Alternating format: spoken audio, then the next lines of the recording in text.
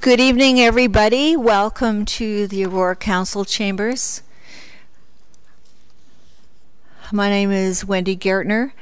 Mr. Clerk,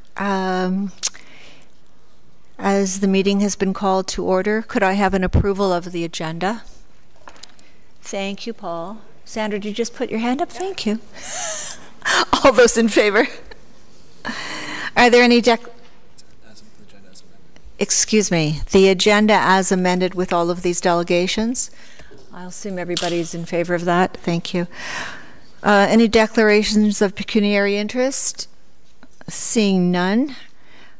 We have no presentations this evening, so we'll go right to the delegations. Our first delegation is Michael Smith from Michael Smith Planning Consultants and Development, representing Beachgrove Developments Limited. That is R3 for us. Thank you. Madam Chair and committee members, I'm here tonight on behalf of my client, Beachgrove Developments Limited. With me is Larry McNannell, and he's the principal of the company and a potential purchaser of the subject lands. Council may recall that the property was subject to a zoning amendment and site plan application in 2015 and 16. The applications at that time sought to facilitate a commercial development. The current owner, Mr. Gamoff, has advised that it has been difficult to secure commercial leases and for the approved development, and so has placed the property on the market. Tonight I seek permission to submit a zoning amendment application to change the current zoning from site-specific service commercial, C427, to a site-specific residential zone to facilitate the development of a stacked townhouse development. The Planning Act provides that where Council has simultaneously repealed and replaced its comprehensive zoning bylaw, that no zoning amendment application may be filed before the second anniversary of the replacement bylaw without Council's permission. Comprehensive zoning bylaw 6000-17 replaced the former comprehensive zoning bylaw, and so the 2-year limitation is in effect. Council passed a resolution exempting industrial employment, commercial and institutional uses from the 2-year provision in the Planning Act. However, residential development was not exempted. My client, therefore, is proposing a residential development, again, which is not exempt, and in this regard, permission is required from Council to submit the zoning amendment application. If Council grants the request to submit a zoning amendment application, then applications for an official plan amendment, site plan approval, and draft plan a condominium would be forthcoming. So, it's an aerial photo of the subject property, which is at 1452 Wellington Avenue East. It's located on the north side of Wellington, just west of Leslie. Adjacent to the site, to the east is the Esso station, and that's at the corner of Wellington and Leslie. I note that in 2016, an official plan amendment and zoning bylaw amendment were submitted for a multi-unit residential development by the owner of the lands to the north of the subject lands. Subject property currently contains a single-family dwelling and a detached garage. On this slide, we've superimposed the development plan, which would consist of 80 stacked townhouses with 4 separate buildings ranging from 16 to 28 units. Access to the units will be via an internal private condominium road. Above ground visitor parking and below ground resident parking will be provided. This is a street view. Each individual unit will be 2 stories. There will be 2 units stacked on top of each other and 2 units back to back. The individual units will gain access through individual entrances at grade level. Units on the 2 lower floors will have outdoor amenity space located adjacent to the unit. Units on the top floors will have rooftop amenity space. And I would like to note that the rooftop amenity space is not an upgrade that the owners will have the option of purchasing. Every upper unit will have access to a rooftop amenity space. The request tonight is only to allow Beachgrove Developments Limited to submit a zoning bylaw amendment application.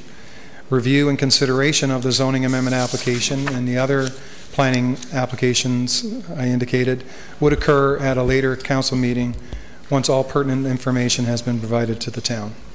Thank you very much for your time. Thank you very much. Does anybody on council have questions for Mr. Smith? Oh, yes, you do. Councillor Abel. Thank you, Madam Chair. Thank you very much for the presentation. Would any of these units be available for rental? And would any be available for accessible features, or, you know, for those with physical disabilities? I take a minute to confer with my client. I don't have that information. Thank you.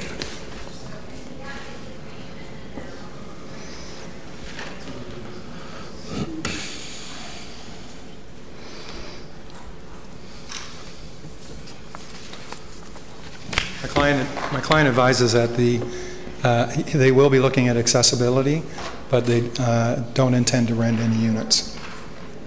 They'll just be purchased for condominium? That's correct. Thank you.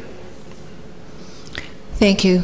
Mayor Daw? Thank you very much, Madam Chair. This is really more of a question, I guess, if the application goes forward, but I presume you're just looking at a right-in, right-out at this point, because there's no cut in the median. That's correct. Sorry. No, it's on another plan I had. You can see from this display that there was no right-in, right-out, but the intention is that it be a right-in, right-out. Okay, thank you very much. Yeah. I should also point out that we will engage the landowner to the north in terms of shared or mutual access as well. Thank you. I do have a question. You mentioned the potential purchaser, so could you just clarify what you mean by that? Client has an accepted offer of purchase and sale, but it's conditional upon being able to move forward with the application. With the application as presented? With this application as presented? If we're given the right to apply, he'll fully apply and go forward. Thank you very much. Could I have a motion? Councillor Kim? Thank you, Madam Chair. Through to the presenter. You know, we've talked about architectural controls a lot the last few months, and certainly with regards to the streetscape on Wellington, we've had some constructive criticism on the streetscape on Wellington, and the architectural design that we see here is not too unlike what exists today a little bit to the west. How critical is the rooftop terrace, and is your client open to flexibility with regards to the architectural design? Yeah, as part of our planning submission, we'll be required to do an architectural design report, and I think we can address those concerns at that time. Thank you.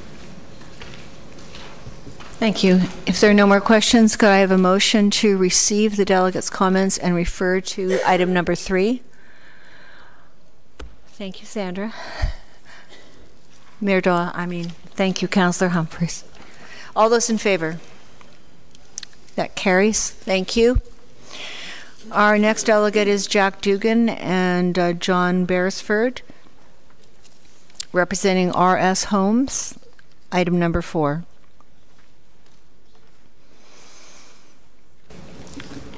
Hello, Mr. Dugan. I believe we've seen you before. Good evening, Madam Chair, members of the committee. Yes, indeed. Mr. Beresford hasn't arrived tonight, so I'll be on my own in making this presentation. Yes, this property is 103, 107, 111 Metcalfe Street. It's a similar situation to what Mr. Smith just described to you. Due to the moratorium on new rezoning applications, we require council approval before we can proceed to make a zoning application. You will recall that in November, we brought a proposal to you for the same property, and that proposal was for 24 stacked townhouses. At that time, being stacked townhouses, being 4 stories, half a story in the grade, 3.5 stories above ground, we could not comply with the maximum height limit in the official plan, and we would have required an official plan amendment. That was one of the things that the committee members expressed concern about, and so we went away and we came up with a completely new proposal that is just 3 stories, conventional townhouses, not stacked townhouses. So let's see how this works. Not that button. Here we go. Here's the key map for the project. It's on the south side of Metcalfe Street at the corner of Metcalfe and Edward Street, and just one property removed from Bercy. Just move on a little bit. We'll go the other way. This is the aerial photo. And in this photo, you can see easily the 3 houses that face onto Metcalfe Street at the top. There's what appears to be a 4th house tucked in behind that first one on the corner of Metcalfe and on Edward Street. That is, in fact, an oversized garage.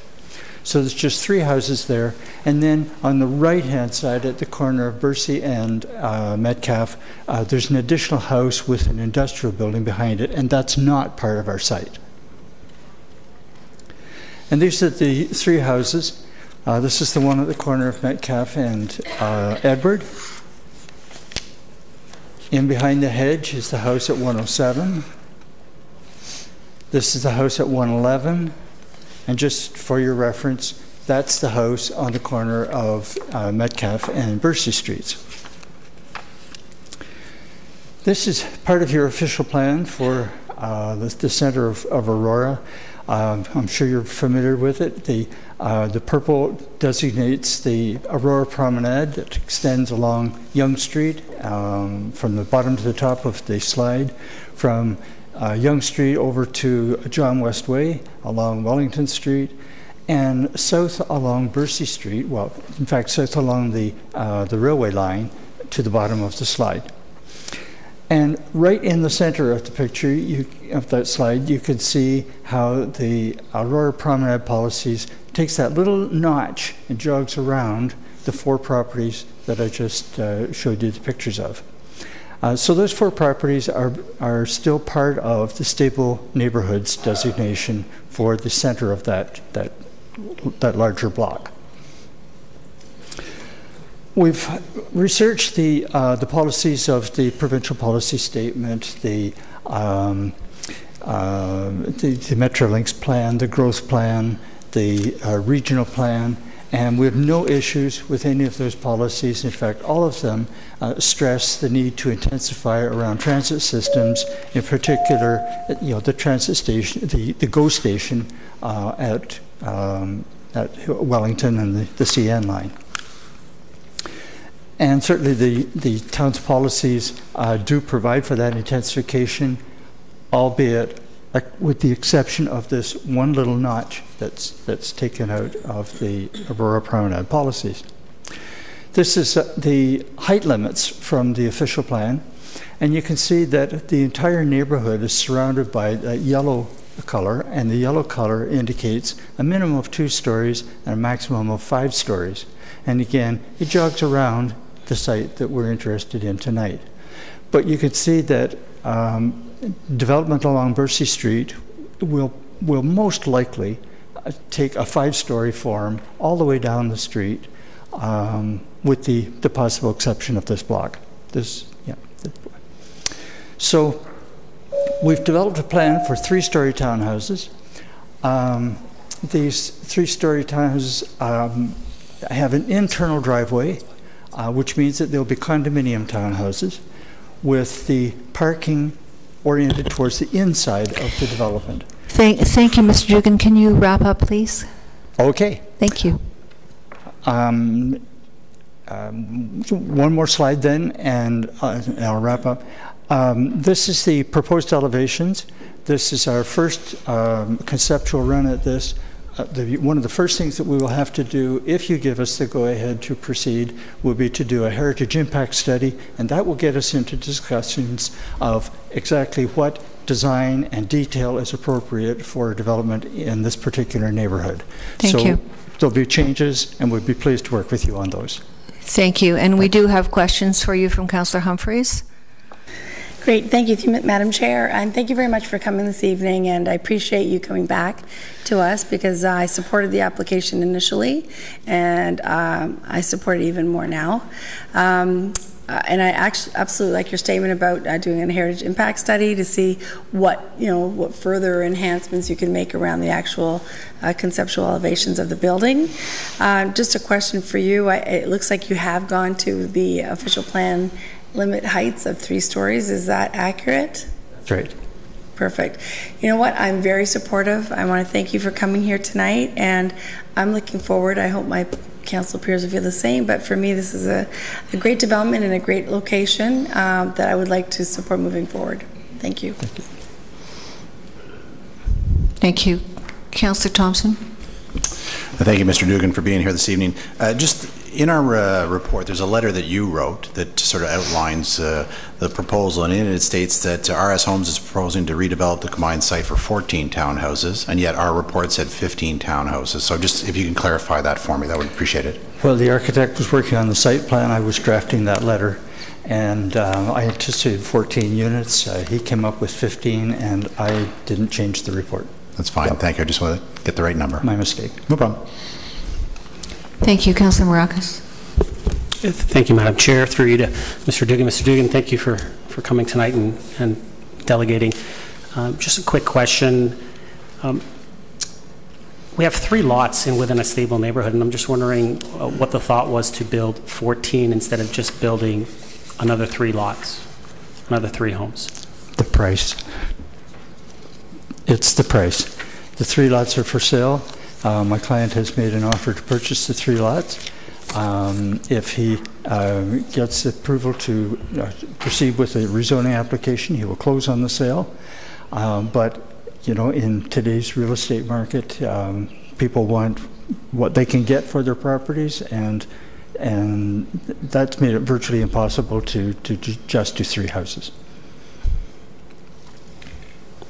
Thank you. Thank you. And you did mention the official plan. Looking at the official plan, the height in the official plan is 9 meters or 3 stories, whichever is less. What have you proposed for this? We do not require an official plan amendment, so we're dealing with, zoning bylaw 6000-17, and that's a 10-story or 10-meter height limit. Thank you. Seeing no further questions, could I have a motion to receive and refer to item number 4? Thank you, Councillor Maracas. Thank you, Councillor Piri. All those in favor? Thank you. Our next delegation is from Tracy Smith regarding number 5. This is the request for proposals for vending and concession operations. Thank you.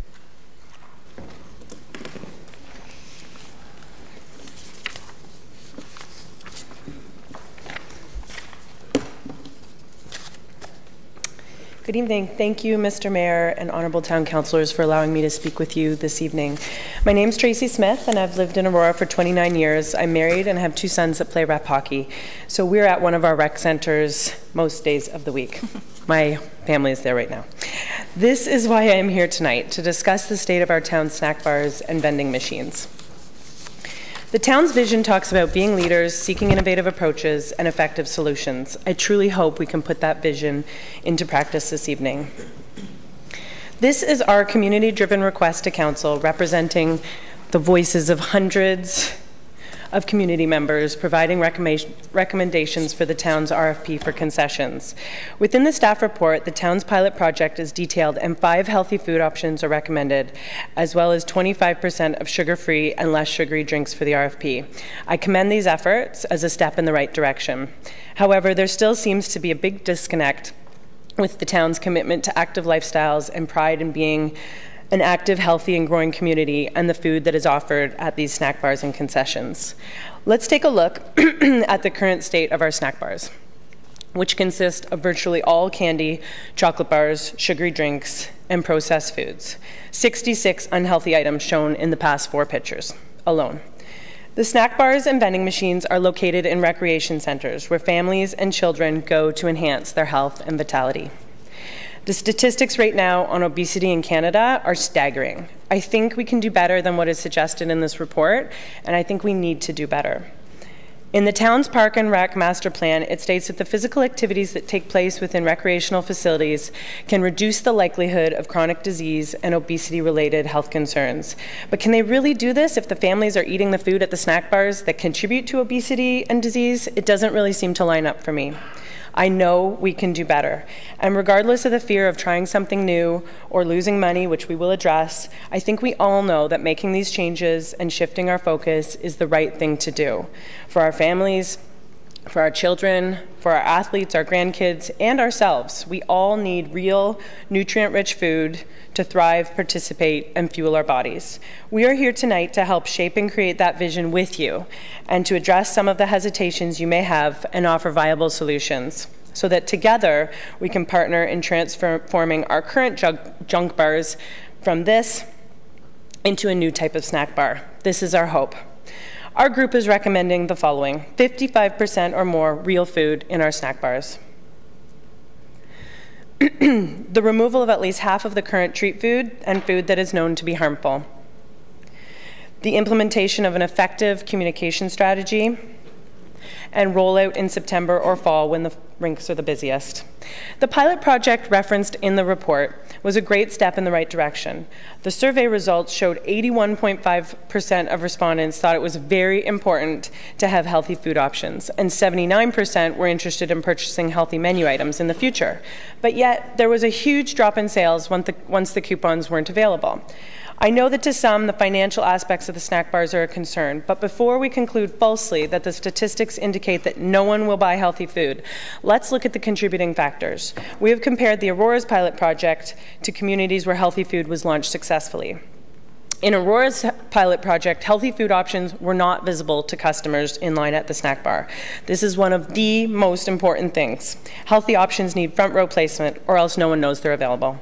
Menu items were not always available. Many parents we spoke to mentioned this. Power Boost menus were small and not always visible at the snack bars, and some were removed during the pilot. Smoothies were available at only one location. People had concerns with the presentation and quantity of the food, and promotional posters were fun and colorful, but either omitted menu items or displayed in very small font, as you can see from those posters. The new menu was not promoted directly to user groups, which is key. Changes like this take time for people to learn and grow. I'm confident this time frame was not enough to accurately gauge our community, especially given the lack of promotion directly to user groups and product visibility. I caution Council not to make decisions on the possible profits of healthy foods based on Aurora's short pilot project. When we look outwards to see what others are doing, as the staff report did, it's clear things are moving towards healthier items. Let's look at the success stories learned in Windsor, Essex, Chatham, Kent, Oxford County, and even Thunder Bay. Your packages have more details. These communities took a stand and became leaders and fought and stood up for the health of their communities and rec centers. So you've heard why this is important, why we need to go beyond what is proposed. You've heard our recommendations, and you've heard why the pilot project, although it had great intentions and really positive feedback, had many areas that we could build upon for greater actual food sales. Thank you for this opportunity. Thank you, Ms. Smith. May I have a Yes. You may. We have 4 delegates on this tonight. Can I suggest we waive procedural bylaw, have all 4 delegates speak, and then we can have and we could have all the questions at that point. I think might be a little more efficient. Thank you. If that's okay to you. Appreciate the suggestion. We would need a motion to waive the procedural bylaw. Thank you, Councillor Peary. All those in favor? Thank you. Thank you, Madam Stay Chair. close. We might have questions for you. Thank you. Thank you. Our next delegate is Brett Mitsubata.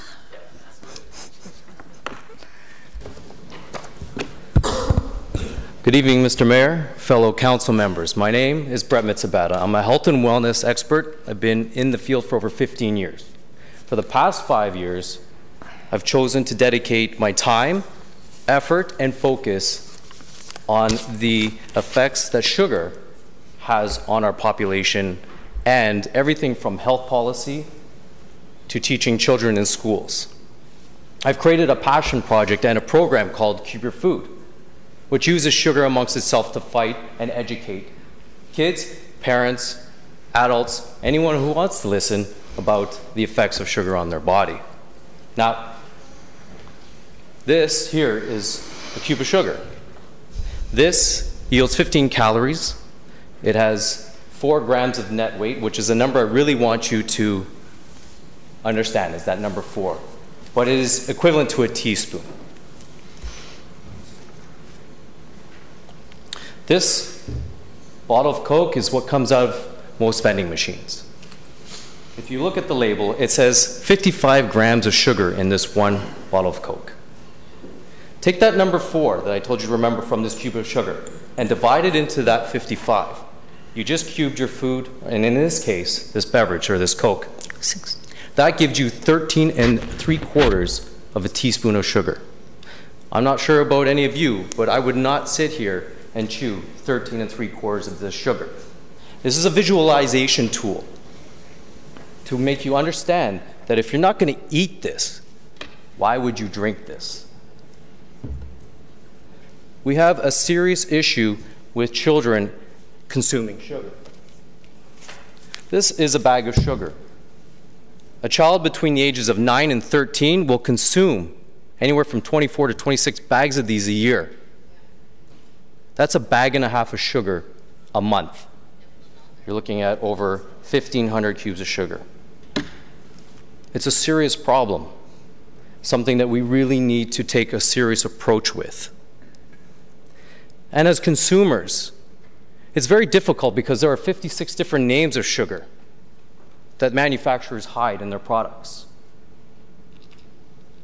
80% of all manufactured foods on the market contain added sugar, 80%. So even if we do offer a choice, it's difficult to make the right choice. Pop, energy drinks are all the major culprits of providing large doses of sugar. Children should only be recommended by the WHO, Canadian Diabetes Association, and the Heart and Stroke Foundation of Canada, 4 cubes of sugar, of added sugar a day. That's almost over double that. For adult women, it's 9, and men, it's 12. It's very easy to go over your limit. Now, I'm sure you're aware that she just spoke that we have an obesity issue. It's a worldwide epidemic, and type 2 diabetes has tripled over the past 3 decades. And as we go forth as a committee and as the town of Aurora, we can completely change these statistics by not offering these in these recreation centers. Now, it's just not me coming up here and saying, don't eat sugar, or it's not this great group of people that want to stop people from having sugar and sweets. We all like sweets, but it's reducing it. Around the world, countries are adding sugar tax to sugary sweet beverages and foods. Countries like the UK, Ireland, Spain, Mexico, New Zealand, Australia, Saudi Arabia, these are all countries adding taxes, almost 50 to 100% taxation levies. They are banning advertisements to children, taking off cartoon characters, and adding massive labeling on the front that says this product's high sugar, fat, and salts. Could you kindly wrap up? I'm wrapping up. Yep. A couple more sentences. Today. Sorry, I misspoke. You have a whole other minute. Oh, okay, perfect. The federal health minister, Jeanette Pepitas-Taylor, has just tabled at the federal level to propose that we put massive labels on the front to tell consumers that there is high salt, sugar, and fat in products. Things are changing on a federal level, and hopefully it works its way down. Also, with a stronger restriction on advertisement to children because they are exposed to 25 million ads a year. That's a heart and stroke fact. I'm not from the town of Aurora. I live in the city of Vaughan. But I'm here today on behalf of this group of Real Food First, because I would like to take this initiative to my home city. But ladies and gentlemen of this council, I'm not here to change your mind, but rather lead by example.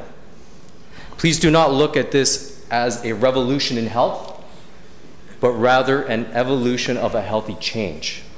Thank you. I need to wrap you up myself. And that's it. Thank you for your time.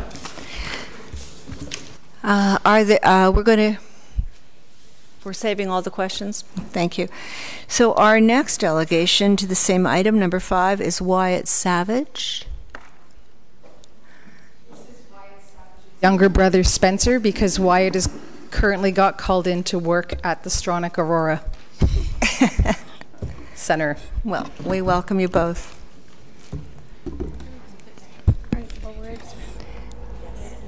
Ooh. There's Spencer. Technology.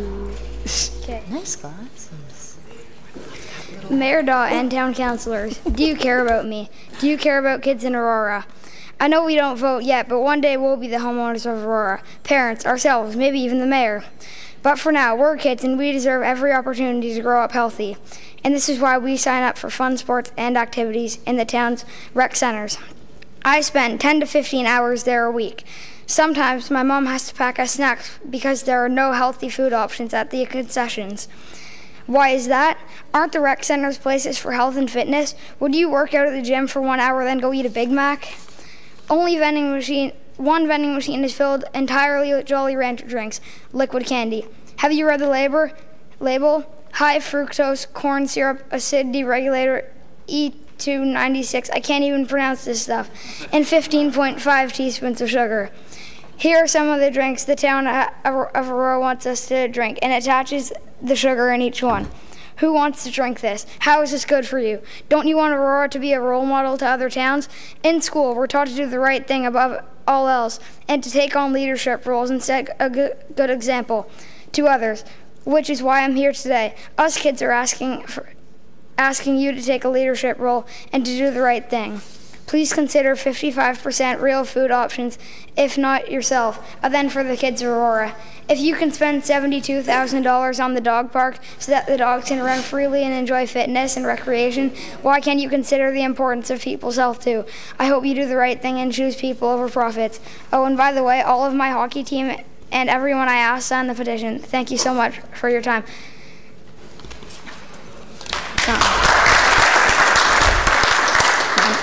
Thank you so much. That was excellent. Come back again.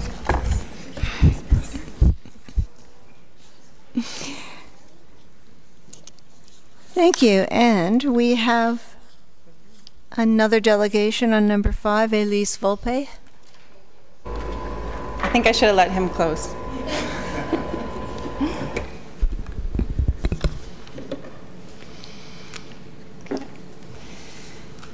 Good evening, Madam Chair, Mr. Mayor, and councillors.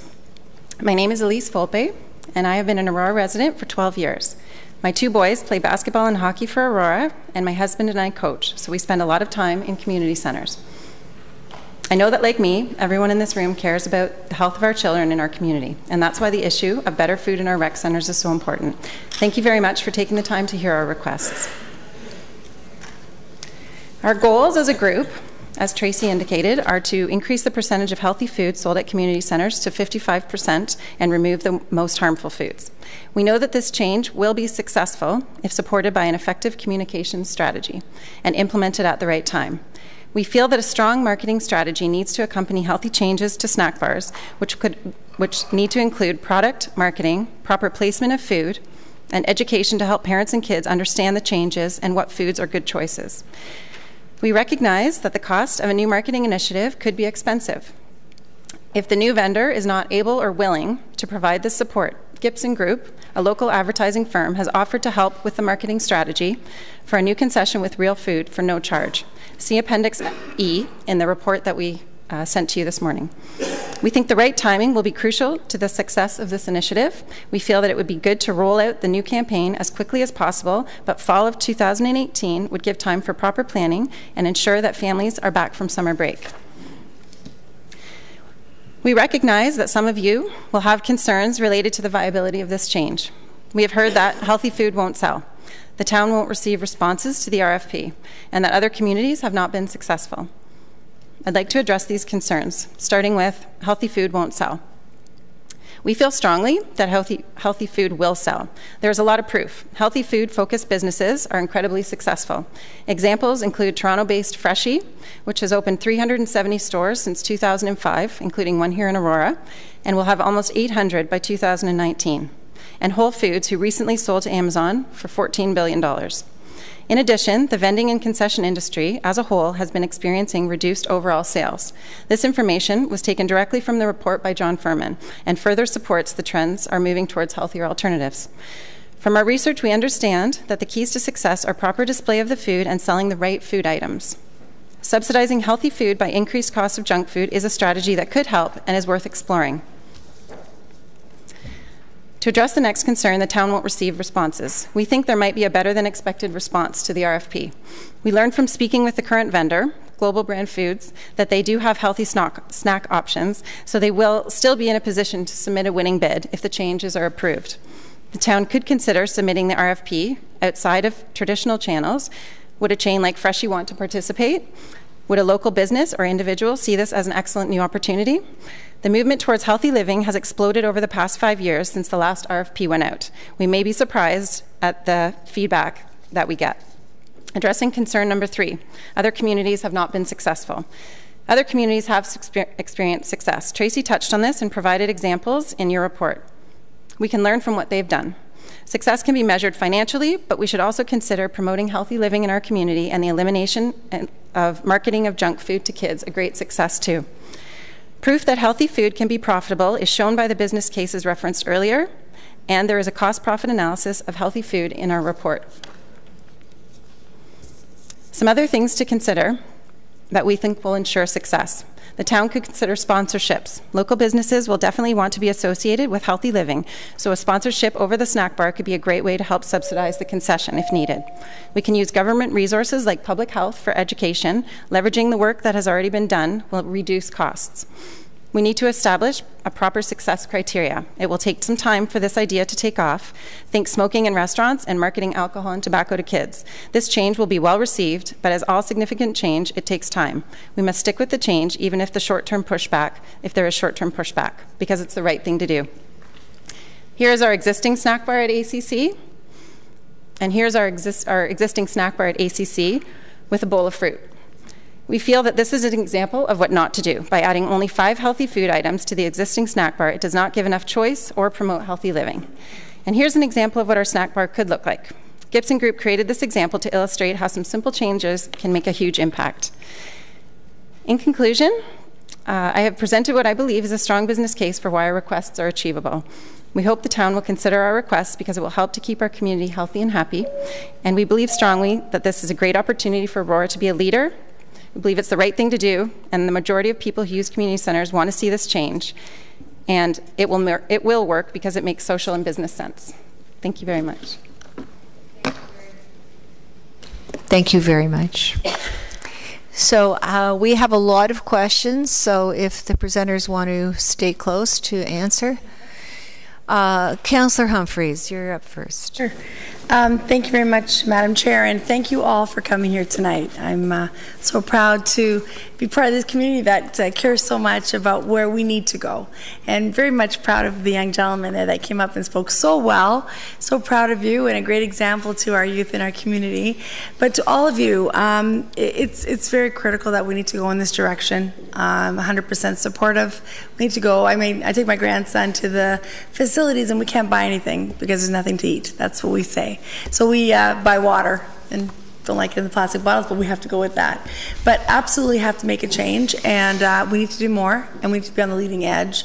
Absolutely. The question I have for you guys, have you ever thought about working with the Aurora Farmers Market to help with some of the issues with fresh produce in our community centers? Any thought to that, or would you be interested in that type of engagement? I don't know the proper terminology of what I'm supposed to say here. Just be yourself. Are you talking in regards to the snack bar? Yeah. That wasn't one of the things that we looked into, but certainly seasonal. We're at a little bit of a disadvantage here because, we're not RFP experts or vendor experts, so we tried our best to sort of brainstorm some ideas, but certainly I think anything like that is a great opportunity, depending on if we do it on our own or whether a vendor is able to use local resources and farms and things like that. I'm not exactly sure on the intricacies of how that would work, though.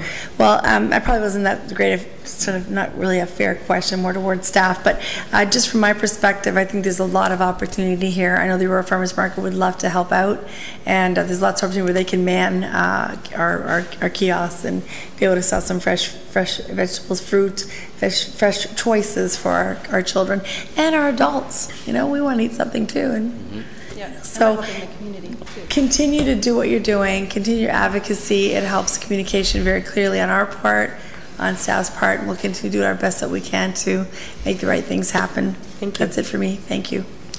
Thank you. Councillor Abel. Thank you, Madam Chair, and I want to applaud you for some excellent presentations, very intelligent and very engaging. Definitely, I look at the way this is a revolution, much like how cigarette vending machines were back in the day, that were in every single facility. We have to make the change, and we can see that other municipalities are always doing so. Were you, and perhaps this is to Tracy, were you part of this report coming in with these recommendations? No, I was not. Okay, so this gives us an opportunity to engage the public, our residents, and this is part of the process. So this is fantastic. And perhaps to Brent, some of the ideas are really interesting. We may need some help for the vendors to understand and the young gentleman as well, the sugar content. It's so very clear where we should be heading. Do you have good alternatives, menu selections? You must, with your, give us several things so that when we go for an RFP, they might understand that, oh, there's a phenomenal scope of what can be delivered, especially like the presentation of the snack bar, ours and the way it is, exceptional. And I really think that is where we want to be. I know I see members of our Activate Aurora, we've already made a huge commitment for the activities, and as the young gentleman said, we're spending so much time focusing on the physical activities. Surely feeding our bodies with the proper nutrients is absolutely, goes right with it. Can I just add or mention, in the package that we gave electronically to all the councillors, there is an appendices in there that has a list of our suggested real food, vending food, packaged food, and we got that from some of the pilot projects, from public health. Brett's looked at that as well, so that would be a really good starting point for staff to use with potential vendors with the RFP. Thank you for pointing that out, because when this item comes up, I'm going to suggest exactly that be brought forward and when we go forward. I think also we should be putting healthy foods first, the options for the ones that aren't so healthy, and the idea of taxing it and making it less affordable. It all just makes sense that that's where we want to lead. Thanks very much for coming forward. Thank you. Councillor Tom. Thank you, Madam Chair, and thank you guys for coming out. I have a question for Mr. Mitsubata.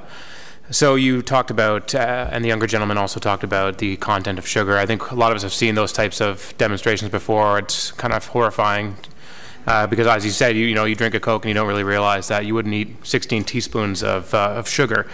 But my question is, so with respect to alternatives, Councillor Abel just touched on it. I just want to get your opinion on this.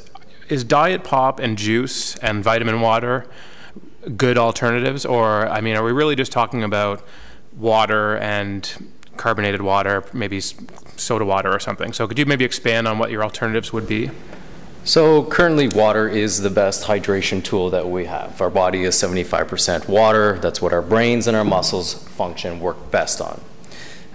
You have other alternatives like juice boxes or other types of juices. Even if they say real juice, what you're missing in the component along with sugar is fiber.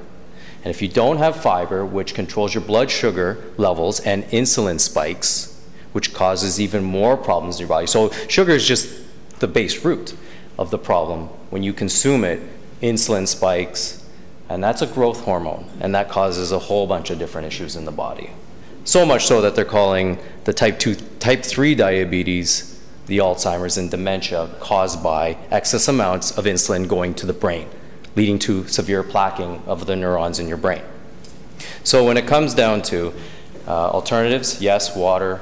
Products like BioSteel that have zero sugars, they're sweetened by something like stevia, which is a zero sugar. And when you're looking at diet pops, you're not getting the sugar, but you're getting the aspartame, which is a chemical which was okayed by the FDA loosely. And what you do get, though, is a 20% surge in insulin spike because the body thinks something sweet is coming into the body.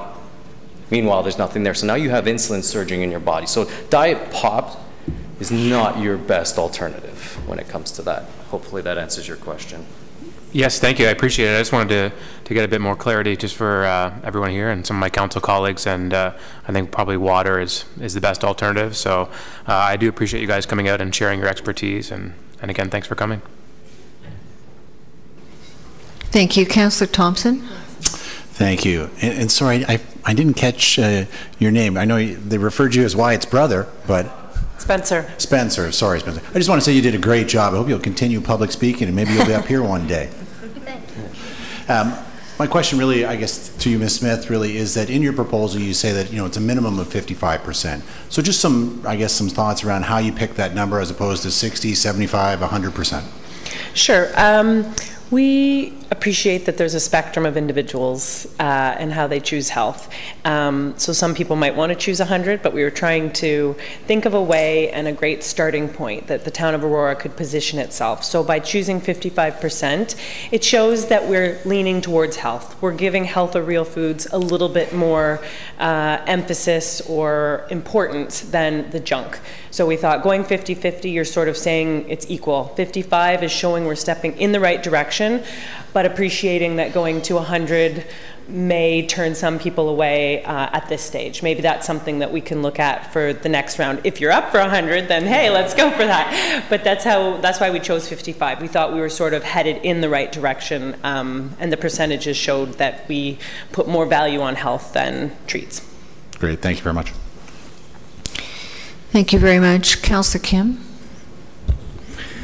Thank you, Madam Chair. First of all, to you, Tracy, was that third slot in your deck, was that Everett? Wearing the Aurora Tigers? No. No, okay, I was thinking, wow, he grew quite a bit. Through you, Madam Chair, to the delegates, you guys all did a great job of delegating, and before we hear the staff's perspective on their findings and their recommendations, I just want to squeeze as much information from you guys while the opportunity is here. So from my research, it seems like, and from what staff has indicated, more municipalities have failed at promoting healthy food habits in their rec centers than those who have succeeded. So can you give us some examples to any of you guys of communities that have been successful, and what was some of their key ingredients in making them successful over all the others? Do you have my presentation, actually? The second last slide, I think. Councillor Kim, you're right, there's a lot of places that have, just sort of said, hey, let's put out some healthy food, we've done our job, yay, it didn't sell, that didn't work. But we did find in our research a lot of communities that put a lot of thought into it, and they did work. They're a little bit more west. There they are. And in the packages we sent you, one of our contributors, Andrea, went through all this data and sort of pulled from it and said, what really worked, what didn't work, what was really important. We spoke to the public health nurses on the phone and asked them, for their advice and what their stories were. I don't know them as specifically as Andrea, but I do know that we outlined the product visibility is huge and where that goes, and people knowing that you have the products available, the proper promotions, letting know all the user groups, the partnerships, making sure the vendors on side as well as town staff, as well as the community. Am I missing anything? and the pricing, to make sure that the pricing is inside. And also the junk food, I think you touched on it, but it needs to, like, you need to be able to see your real food. You can't put the stale apple out and the brown banana and say, hey, come have our healthy choices. It needs to be appetizing and it needs to be properly cared for and presented. But I think there is more in your packages at the end. I think it was successful stories labeled with lessons learned. Off the top of my head, I don't have every point. Great. Thank you. Yeah, we did receive the package. I just wanted those others in the audience who didn't receive the package to understand some of the other cases. And, you know, there's two components to healthy eating habits, and one is the vending machines and the immediate, easy to obtain foods, and then we have the hot meals at the concession stands. I didn't find that much information on the hot meals. How critical is the hot meals component of the healthy eating? Is there demand for the hot meals as well as the instant colder options? Councillor Kim, we don't have any specific data on hot foods per se. Certainly, most of the foods are geared to the on-the-go setting. Not to say you can't include some things like salads and wraps. I guess that would be up to how much selection a specific vendor would have. And I would like to see, you know, as this grows and becomes larger than the 55%, maybe that's something that we look to, or as we send the RFP out and we're talking to certain vendors, it would probably depend on their capabilities. But I don't have that specific information from the other centers mentioned. Yes, thank you. You know, it's really striking compared to last year when we had when we were promoting the healthy eating from August 1st to end of October, but we didn't get the traction as we're getting now. And it really shows how grassroots and when we have residents as proponents, it really the color of the perspective is vastly changed. And so, thank you all for putting this push in. And lastly, Mr. Mitsubata, your phrase about plaquing of the neurons in their brains, that got me going. So no more aspartame and diet drinks. I'll have to stick with water. Thank you very much. Thank you. Mayor Daw. Thank you very much, Madam Chair. Could you put the slide back up of the new and improved snack bar, Ashita? That's on mine as well. You have it on yours, right? First of all, you should trademark that name because I think it's pretty cool. Yeah. Although I think On the Go is taken by somebody else. Yeah. So that looks to me like a coffee machine and two coffee machines or espresso machines in the back. Would that be fair? So a number of months ago, Ron Weiss from Activate Aurora, and actually Ron's in the audience tonight, came to council and talked to us about sugary drinks, and so we've been having this discussion for a while. So I said, perhaps somewhat tongue-in-cheek, should we take away the sugar so you can have a double-double? And there was some hesitation on the response. So I think that goes part and parcel, quite frankly, of the issue. I think what you're getting a sense of is that council agrees with where you're going on this. We may not necessarily agree on the exact line, but I think we definitely agree where you're going. I've got a couple of questions, and I'm not sure which of you would care to answer because I think it was in Elise's presentation, but you said we should subsidize. Why? So Jeff Daw resident does not go to the snack bars. I don't, and that's actually true. I don't buy anything from the snack bars. So why should Jeff Daw resident taxpayer subsidize someone here to go to the snack bar? So, and it's a bit of a rhetorical question, and I think it's because tonight we're just looking at doing the at the RFP. Yeah, no, but I think it's a worthwhile discussion to have, and if you want to, and I'm happy to have that because you also said healthy options can be profitable. So I find those two contradictory statements. Well, I'll address the first one. My thoughts on subsidizing are that if you have a closed economic environment like a snack bar where there's individual offerings and you have certain people who visit it, then what I meant by subsidizing was increasing the prices of the sugary foods in order to lower the prices of the healthy food. So, great. Does that make sense? Yep, absolutely. Okay. Thank you.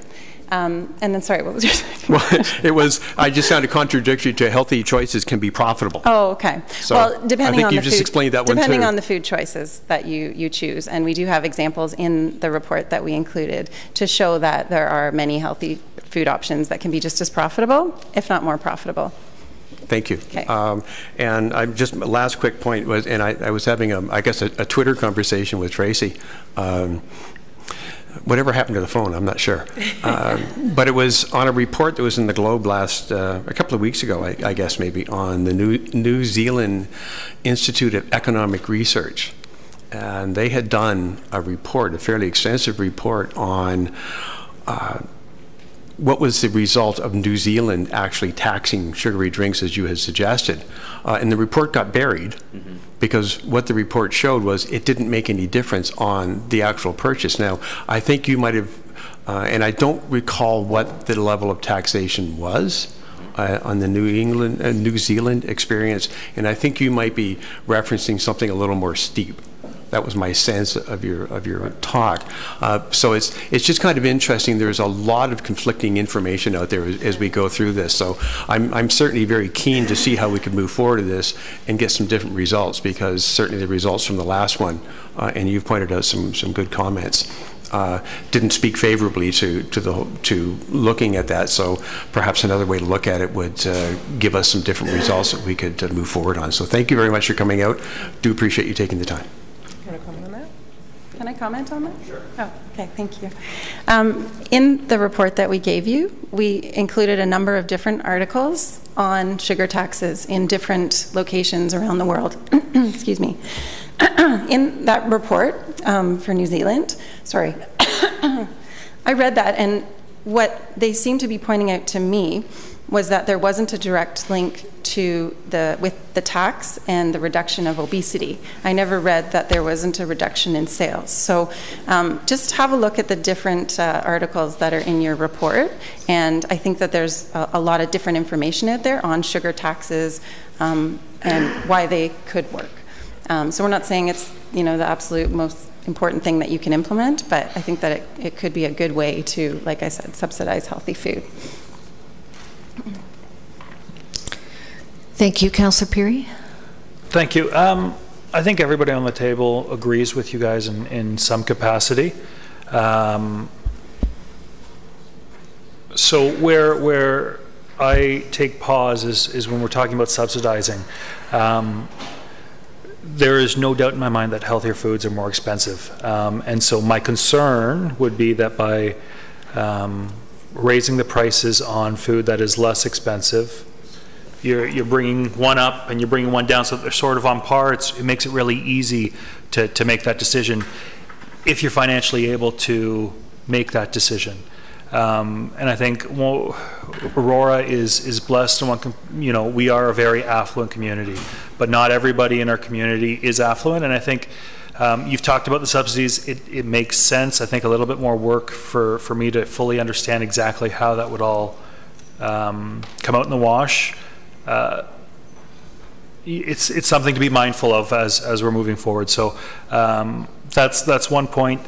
With regards to timing is another. If we're hoping for fall of 2018 and we're going to be going back out to change this RFP, to come back with something else, I'm not sure how realistic that timeline is at this point.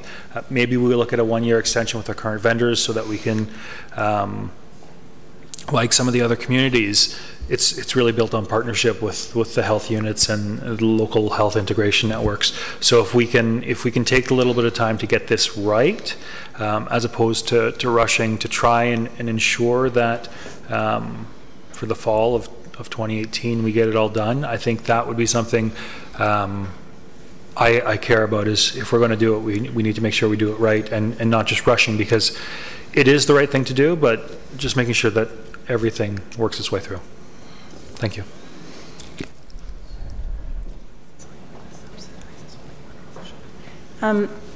Tracy wants to say something as well, but I'll just say what I was going to say quickly. That with regards to the subsidy, I think that the benefit is actually that it's making the healthier food more affordable for lower income families and for children. And, you know, I don't know exactly how that model would work out in the concession stands, but, you know, we could have a bowl of apples there for 25 cents because they're subsidized by increasing the price of the sugary drinks. So I think that, to me, that's the benefit, is that the kids, if they have a buck in their hands, then they can go up and they can get, you know, 4 apples for their friends, and that's something that's affordable for them. And just to be clear on the taxes and the subsidizing and things like this, this was only our brainstorming ideas to you, as if you had major concerns about the profitability and you still weren't sold and we don't want to get a sponsor, and we were just sort of brainstorming possible solutions for those concerns. We're by no means saying that this is the route that you have to take, but we're trying to be partners in providing possible solutions. Do you want to Just to cap off, I agree. It's good to think about everything beforehand. I think we're on the same page. I've got more questions that still need to be answered, and they won't be tonight. But thank you. Thank you, Councillor Maracas. Thank you, Madam Chair, through to the delegates. Thank you very much for coming tonight. I really appreciate it. I read your package, and it's quite evident you guys have done an incredible amount of work in putting this together, and I think we all appreciate the work that you guys have done. I think it's great to hear from residents, especially ones that use the facilities, and you see firsthand what's needed in there. And as far as you know, we've heard a bit of about the subsidies and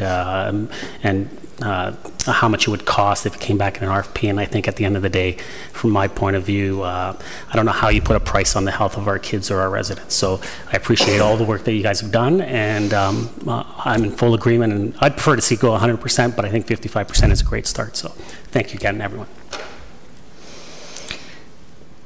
Thank you. I'd like to congratulate all of you here for your dedication to this issue. I had a success many years ago with the snacks at my son's nursery school, so it is possible. I certainly didn't have to do the amount of research and put the effort in and come in front of council, so thank you very, very much. Sandra. Oh, Councillor Humphreys. To Madam Chair, and I just to add one more thing, I'm sorry, I don't know if you've worked with the schools at all as well. I know that Richardson Acres and Mayor Daw has been there recently, where they do a fresh lunch salad bar for the children, and it's worked out amazing. The kids love it. So again, it's just a whole change in everything, and again, work with the schools. I know that Mayor Daw thought it was a great lunch, and I know that they're really leading edge in this area as well. But thank you. Thank you. Could I have a motion to receive the comments of the delegates and refer to item number 5? Thank you, Councillor Maracas, Councillor Thompson. All those in favor? Thank you. We have also a delegation from Mr. Hurd. It's a delegation about Library Square.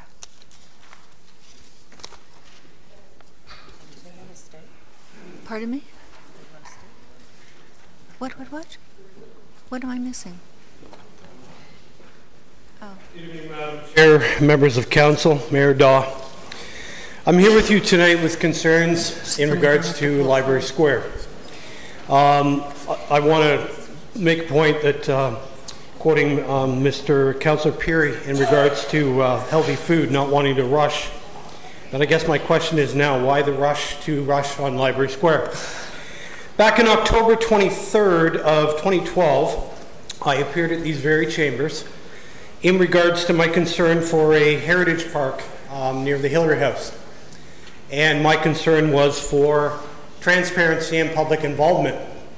I want to thank Anna from the Living Aurora blog, who actually sent me my speech. And I'd forgotten that the couple of points was about inclusivity, and what builds a community is that and not exclusion. And that means community involvement in projects, for example, like Library Square. I did attend the meetings for Library Square, many of them. I attended the meetings at the old library, hosted by Mr. Downey. I attended one of the 7 people at Victoria Hall in Library Square. Being not involved, I would think that I would have received an email or notification that a pending large-scale project was being proposed, as it did.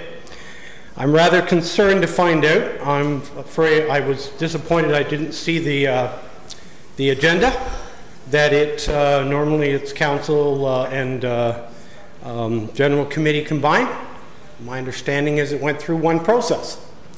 So I'm now extremely concerned. I find it interesting, though, that when Anna sent me this speech from October 23rd, the proposal that I brought back instead of the Heritage Park was a rather detailed plan for the Aurora Library area and called it the Aurora Heritage Square and Community Development Centers. Sounds pretty close to what you're talking about now. So the main reason I'm here tonight is I'm not convinced. I don't have a magic wand and I don't have the power that you have. I don't have a large team of people. But I do have interested people that have my viewpoint that I don't think I can convince you to hit the reset button. And after recent trips to Ottawa, checking out their heritage facilities and meeting with members of Ottawa University on our project, as you know, we are very interested in the Library Square area for a very large, potentially now multi-million-dollar project to do with music. So we have a great interest. I thought we would have been notified also on Library Square because of that. But I take it back to a document that I just recently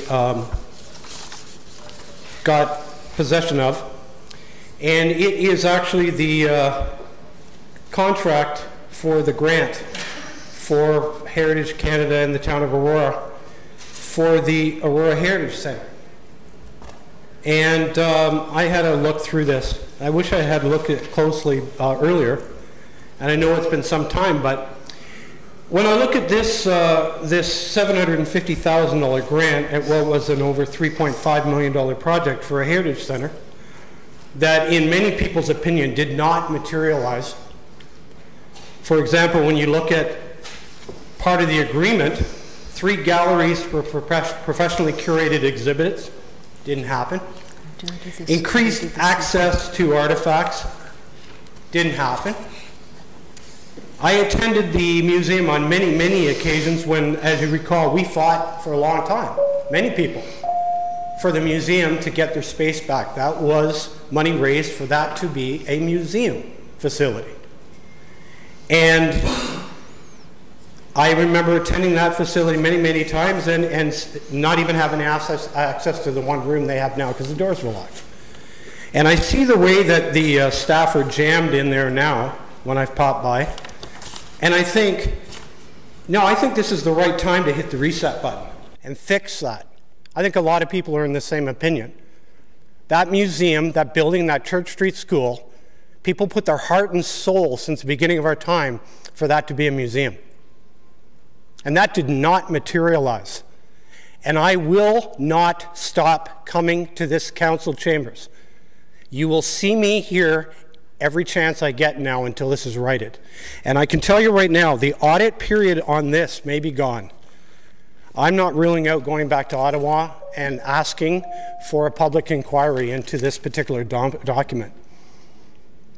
I would like to see the new proposal for Library Square fix this and give the museum the space back, because I can tell you right now, with the Pet Cemetery and other new findings, Aurora being the home of the Sgt. Pepper, the Beatles album and things, this stuff is really marketable. And we have a massive potential to market our history in a very powerful way. A lot of people believe that. And I don't think we're taking that opportunity. Give the museum back their space. If you're going to build another space, write the problem. You have that power. Thank you, Mr. Hurd. Thank you. Thank you so much. Are there any questions of the delegate? Seeing none, motion to receive the comments. Sorry, Councillor Abel, missed you. It's all right. Thank you, Madam Chair. I appreciate the opportunity. And David, you know, it's your passion for our town and the heritage. It's fantastic, and I always appreciate you coming forward.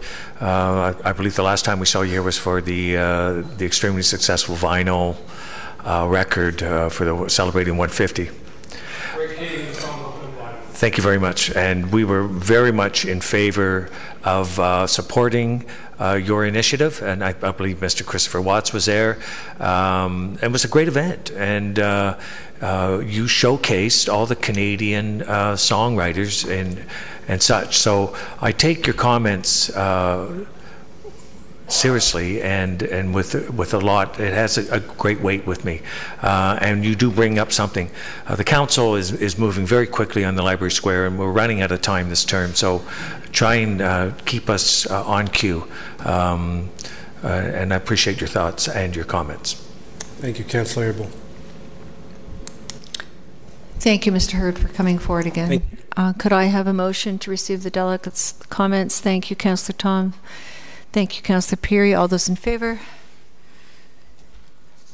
That passes. The consent agenda is next. Are there any items on the consent agenda that have councillors have questions for or need to be pulled to the regular agenda?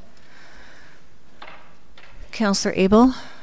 Thank you, Madam Chair. I'm looking at C1, request for street names, and what I'd like to, maybe it's a question or two would be suffice, if I may, Madam Chair. When's appropriate time for me to do that?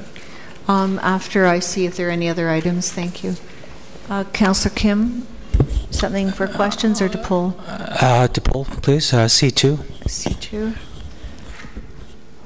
Thank you. I also will pull C4. I don't know if that's the right terminology. Mr. Clerk. Okay, so C1, Councillor Abel. Thank you, Madam Chair. And through you, the naming of these streets, I would believe, were proposed by the developer. And the reason I'm asking that is because we are banking names for veterans and significant residents that played a role in developing Aurora, and we are also running out of streets to be named as we infill. And I'm just wondering if the developer knew that going forward, or perhaps they just put these names forward and they're being brought before us. So that's my question, Madam Chair. Thank you. Mr. Reno, is that yours? Yes, through you, Madam Chair. No, that's correct. The applicants are aware of the council-approved bank of street names, but they have proposed these specific names. One is to honor one of the earlier settlers in the area, but most of our applicants are aware of the council-approved bank of street names. But these are all four of these names have been proposed by the applicant. Follow-up, Madam Chair. Could we suggest, or could council see some of the names that were possibly, we have this opportunity, and I think it would be worthwhile for our council to see some of those names, because I do know some names that I think are important and would be worthy of a designation. And if we were to let the developer know that, they might be perfectly willing, knowing that, to change those names or consider them. And if it's my proposal is to send this back with those names and have a possible review, because I don't see this as a time-sensitive item. So through you, Madam Chair, is that a possibility? To you. Is it a quick? I think we'll move this to the regular agenda. Is that okay with you? Thank you very much, Madam Chair. Thank you very much. Thanks, Mr. Muno. Could I have a motion to approve the C items that we haven't pulled? Thank you, Councillor Tom. Thank you, Councillor Humphreys. All those in favor? I know Councillor Peary doesn't like that process. So let's go back to C1. Should we do it that way or at the end?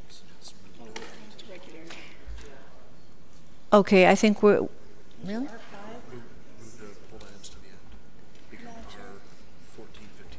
So these items are now going to become R14, 15, and 16.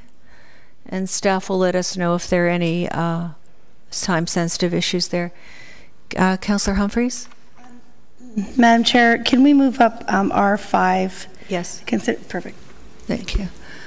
Thank you. A motion to move up R5. Councillor Humphreys, Councillor Tom, Councillor Maracas. All those in favor? Thank you. Speakers, Councillor Thompson? I was just going to add, is it possible for all of the delegates to get moved up, start with R5, but we also had 2 delegates with regards to zoning application. If we could just do it all at once, that was just going to be my suggestion. Thank you. So we'll start with R5. Are there any comments from council about R5? Oh, motion? We need someone to move the staff recommendation or not? Folks, thank you, Mayor John. Okay. Thank you, Councillor Tom.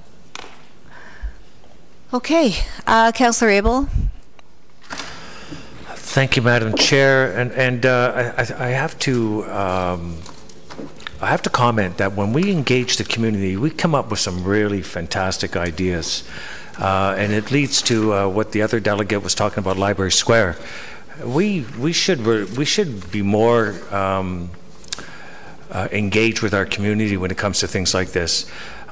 Fantastic ideas. I would recommend something like 60%. Adopting a communication, just exactly how many of the points were there.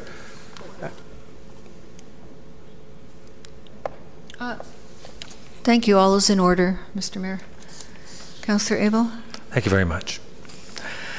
Madam Chair, I appreciate that. So, through you, Madam Chair, what is the best way to get a recommendation of 60%? But I think also we should refer it back to staff and take into many of the points that were brought forward on what the vending concession stands would look like, the elimination of the pull vending machines, and look at some of the successes and adopt them. I think the education component is very important, because if we can demonstrate at the vending, and I love the idea of the fuel and things like that, when we put them at our vending machine, it makes it so automatic when these athletes are coming off the rink, et cetera, out of the pool. They're the ones that are going to easily see the benefits going forward. And do the exact opposite that what we have now is flip the candy and stuff into the back. And as I think one of our councillors at the table said, we shouldn't be looking at making a small profit at the expense of the health of our children. It should be exactly the other way around. So I'm not sure how I would propose we do this, but I think we have to bring this back and take on the approach that we've seen. And I'm not seeing it in this report or the recommendation of 25%. I think there's a lot we can learn from what we've got, and should be in a report as we go forward. So, Madam Chair, how would we do that? Let's hear from the other speakers, and then you could make a motion if you like. I appreciate that, Madam Chair. Thank you. Mayor Daw. Well, I was going to put an amendment on the floor to ask staff to look at 55% option as well. And again, all we're doing right now is we're going out and looking for tenders. So as an amendment, Madam Chair. Thank you. Sorry, can you clarify that in a second? So right now the staff is looking at 25%, Ms. Worth, is that correct? You can do a head nod. Through you, Madam Chair, yes, we're looking at a range of between 20 and 25% in the machines and a number of items in the actual concessions. So if we could just, as an amendment, to look at to add 55% so that we can look at a number of options as it comes in, which is what, I mean, the delegates said 55, and I thought the reasoning was pretty good. So good. Okay, that's moved and seconded. Does anyone want to speak on that? Councillor Peary. Contradictory to the motion to be asking for us to loosely change the RFP. How about, the easiest way, we've been doing this for 7 years, let's refer it back to staff to incorporate what's been said from the delegates. We can talk about partnerships. It's not difficult. We've been doing this for 7 years. Let's just refer it back to staff as opposed to trying to do something on the fly. So I'm against this amendment because it's out of order. Okay. Any other speakers to the amendment? Councillor Abel? Well, I'm not in support of the amendment. I would agree with the approach that Councillor Peary has put forward. I think what we want to do is completely revamp, not just put 55% into the vending machines. I would like to see an option where there are no vending machines, and I don't see them as necessary except for perhaps one that would offer water and perhaps something light, but there's no reason to put all candy. I think there's 4 banks of vending machines now in Sark. It's mind-boggling. Anyways, yeah, let's go the way that Councillor Peary goes. Let's just do the whole thing all over again. Councillor Thompson. And perhaps Mayor Dodd can clarify after. If the amendment is just to include a secondary option of proposals at minimum 25%, but also seek proposals as staff have indicated at 20 or 25%, I'm not supportive of that. I certainly think that there's a tremendous amount of merit in what the delegates have spoken about, but it's our responsibility to do our part. I've sat on the mayor's task force for physical activity. The town has taken positions and participated in, Healthy Kids Challenges, Activate Aurora, promoting the sense that they want Aurora to be the fittest community in Canada. And so, when we take those principled stands, then it should show in our actions as well. And so it falls upon us to take a leadership part. And so the only amendment I would be satisfied with is if it said that the RFP would be rewritten so that it's a minimum of 55% as outlined in the presentation. And I don't see that as contrary to the motion. We're just changing the number from 25 to 55 because clause 3 talks about the report herein, which is asking us to pick a number. So perhaps Mayor Dodd can clarify, but I'm looking for the amendment to be just that the RFP would state that it's a minimum of 55%. And I don't know about it's healthy food or whether it's real food. Well, thank you. Mr. Mayor, are you in favor of that change? Thank you. The seconder is fine with that. Thank you. Okay, Councillor Marcos. Pardon? Did you just change it? Sorry, Madam Chair. Yes, the amendment was just been changed that the RFP would be rewritten to include a minimum of 55% of. Councillor Thompson, are we doing healthy food, real food? Mr. Mayor. Healthy food choices? The last thing I am is a nutritionist. How does it? I would, and it's clearly stated first of all in the staff report and the presentation that public health, York Region Public Health is involved. And I would leave it up to those experts to determine what the best mix would be. It's certainly not my strength at all. Thank you. I was just asking because I think your amendment was healthy food choices. So thank you. Councillor Thompson? Again, I only mentioned real food because I'm taking the wording that was in the proposal presented to us, which said 55% or more real food in our recreational center, snack bars, and vending machines, as mutually agreed upon by vendor, public health nutritionists, dietitians, and the town of Aurora. Thank you. I'm going to ask Mr. Clerk to clarify this. Thank you, Madam Chair. I just want to clarify the amendment that it's that the 55% is the number. There's a submission that includes 50% of healthy food would not be considered. And that's okay. Thank you. That's my perspective. Yeah. Well, according to the amendment. Councillor, so are you next on the list?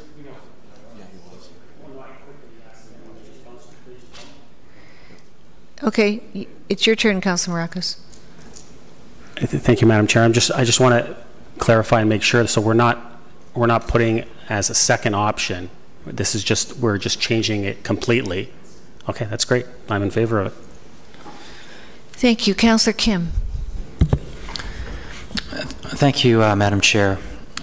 there are too many moving parts and new information. Frankly, this report was written a couple of weeks ago, and most of the information that was brought forward to us by these various groups and stakeholders were provided in the last 10 days. I'm not prepared to choose any option, never mind the main motion or the amended motion, because there are just too many moving parts. It's too critical an issue for us to, as not being subject matter experts, to make a decision at this point. What I would prefer is to have, and I'll wait for this for others to speak on this, but my preference is to have staff go back with armed with this new information and come back with more fulsome options that we can actually vote on, and not just have a minimum or maximum, because as information we've been provided shows that there's topics like subsidies, there's things like adding maximum limits to unhealthy foods, minimum limits to minimum thresholds for healthy foods, and so forth. So I think there's just too much here for me to really give an educated vote. So I'm against the amendment, and I'd prefer that staff go back. But I'll wait for everyone else to speak on the amendment. Thank you. Councillor Tom. Thank you, Madam Chair. I'm against the amendment as well, and I totally think the right approach is to refer this to staff with the new information that we've got. I mean, 55% healthy food choices. The report talks about a pilot project, and this is why I asked the delegate, the gentleman who was here, Mr. Mitsubata, for non-sugary drinks were piloted in the pilot project. So is a non-sugary drink, would that be considered as part of the 55% as a healthy food? This is the information I want to get back. Non-sugary drinks include juice. It includes vitamin water, which is full of sugar. It includes sugar-free pop, which I don't think anyone would argue is good for kids. No one wants to switch from drinking Coke to Diet Coke. The other challenge I have, and this is why I think we should look at it again from a staff perspective and get more feedback, is that although I agree that the vending machines and our vendors of the snack bars, we have to look at healthier options. I think what I'd like to see from staff as well is the fact that we have an epidemic of overuse of plastic in our society. And plastic pop bottles, plastic water bottles for that matter, although it's a healthier choice, it's still a plastic bottle and it's going to be thrown away.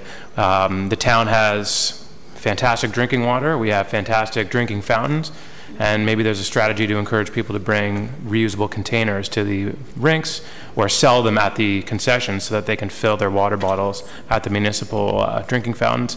We even have the new drinking fountains which actually show you how many plastic bottles you're saving by filling your reusable container up. So again, I just think that there's way more to look at than just changing the number from 25 to 55. And so I'm against the amendment, and I will be in favor of a referral of this entire project back to staff. Thank you. Councillor Maracas. Thank you, Madam Chair. I'm just a little confused at some of the comments.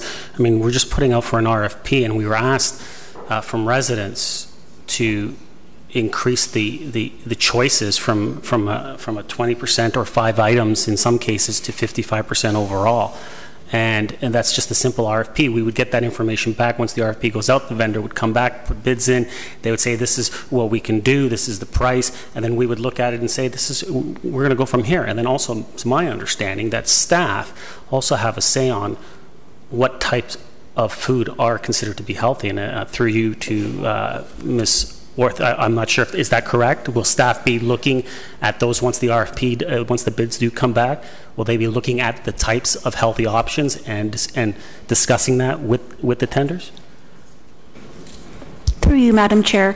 That is the intention. We have been working with a nutritionist from the health department who has provided us with a list of options, things that are low fat, low salt, low sugar, and high fiber.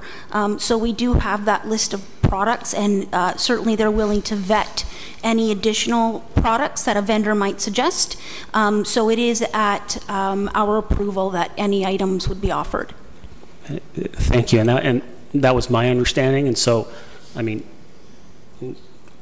we're asking for 55% healthy option. We have it here on the table.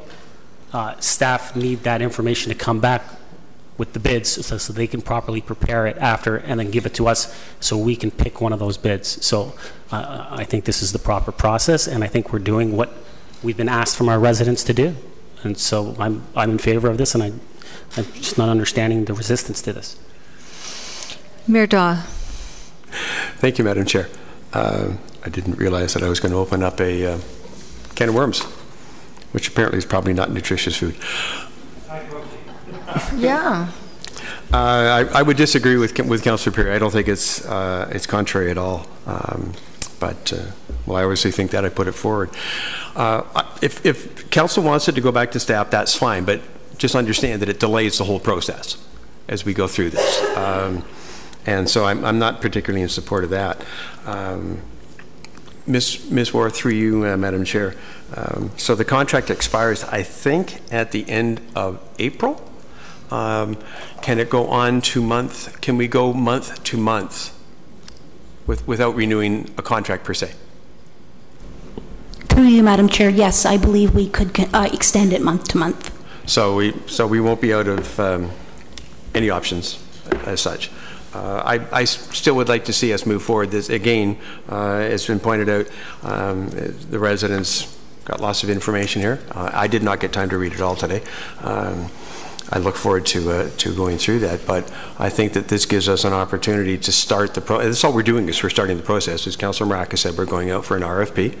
We're asking to get that information back, and we're doing it in conjunction with people who understand these processes. And I'm sure that our residents would be happy to chime in if we so requested. So I think let's just move forward. We don't have to make any decisions. We won't be making any decisions until we get that information back.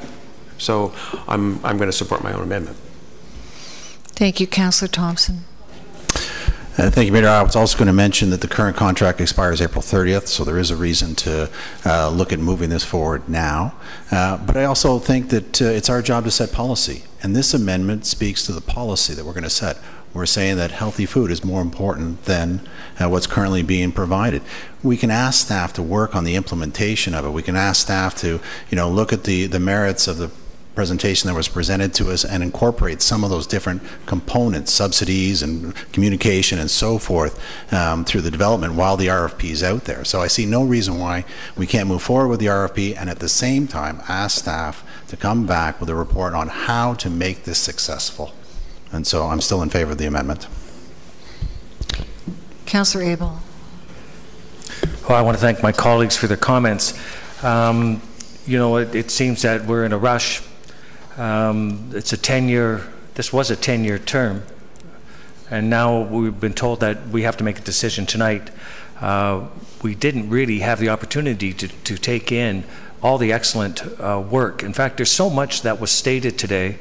I don't think we can really make a good terms of reference to get a proper RFP back. And I think the terms of reference should include to minimize vending machines or eliminate them. I know that when I was talking with Sport Aurora, the Hall of Fame, when they came in, they were saying that look at all the space that's used on these vending machines.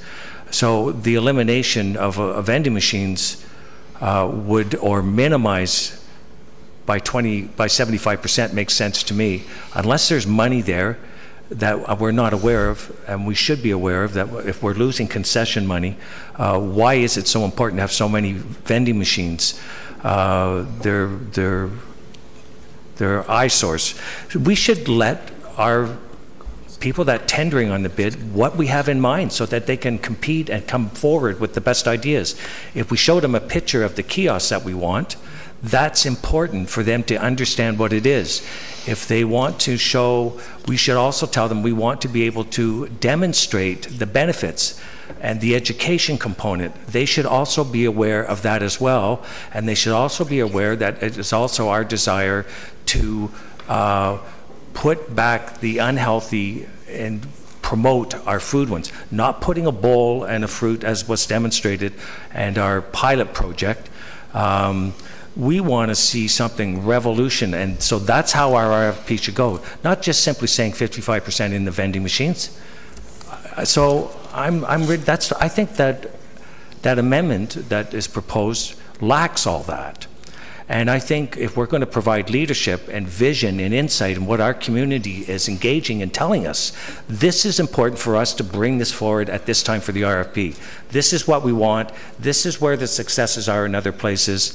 And not because we're rushed and we're just going to put 55%, because I don't see anything else that was brought forward from all these great delegations today, and they should all be included in that, into that RFP, and it should be understood when you put that out. Otherwise, we'll just have the same guy coming back and, you know, putting all those machines. And we wanted to see something really, really different, something with that really brings forward the vision of what this community is all about. I would like to have the opportunity to talk to Sport Aurora and some of the great ideas when I was touring the SARC with Nancy Black, what we should be looking at. And one of the biggest things she said is that those vending machines have got to go.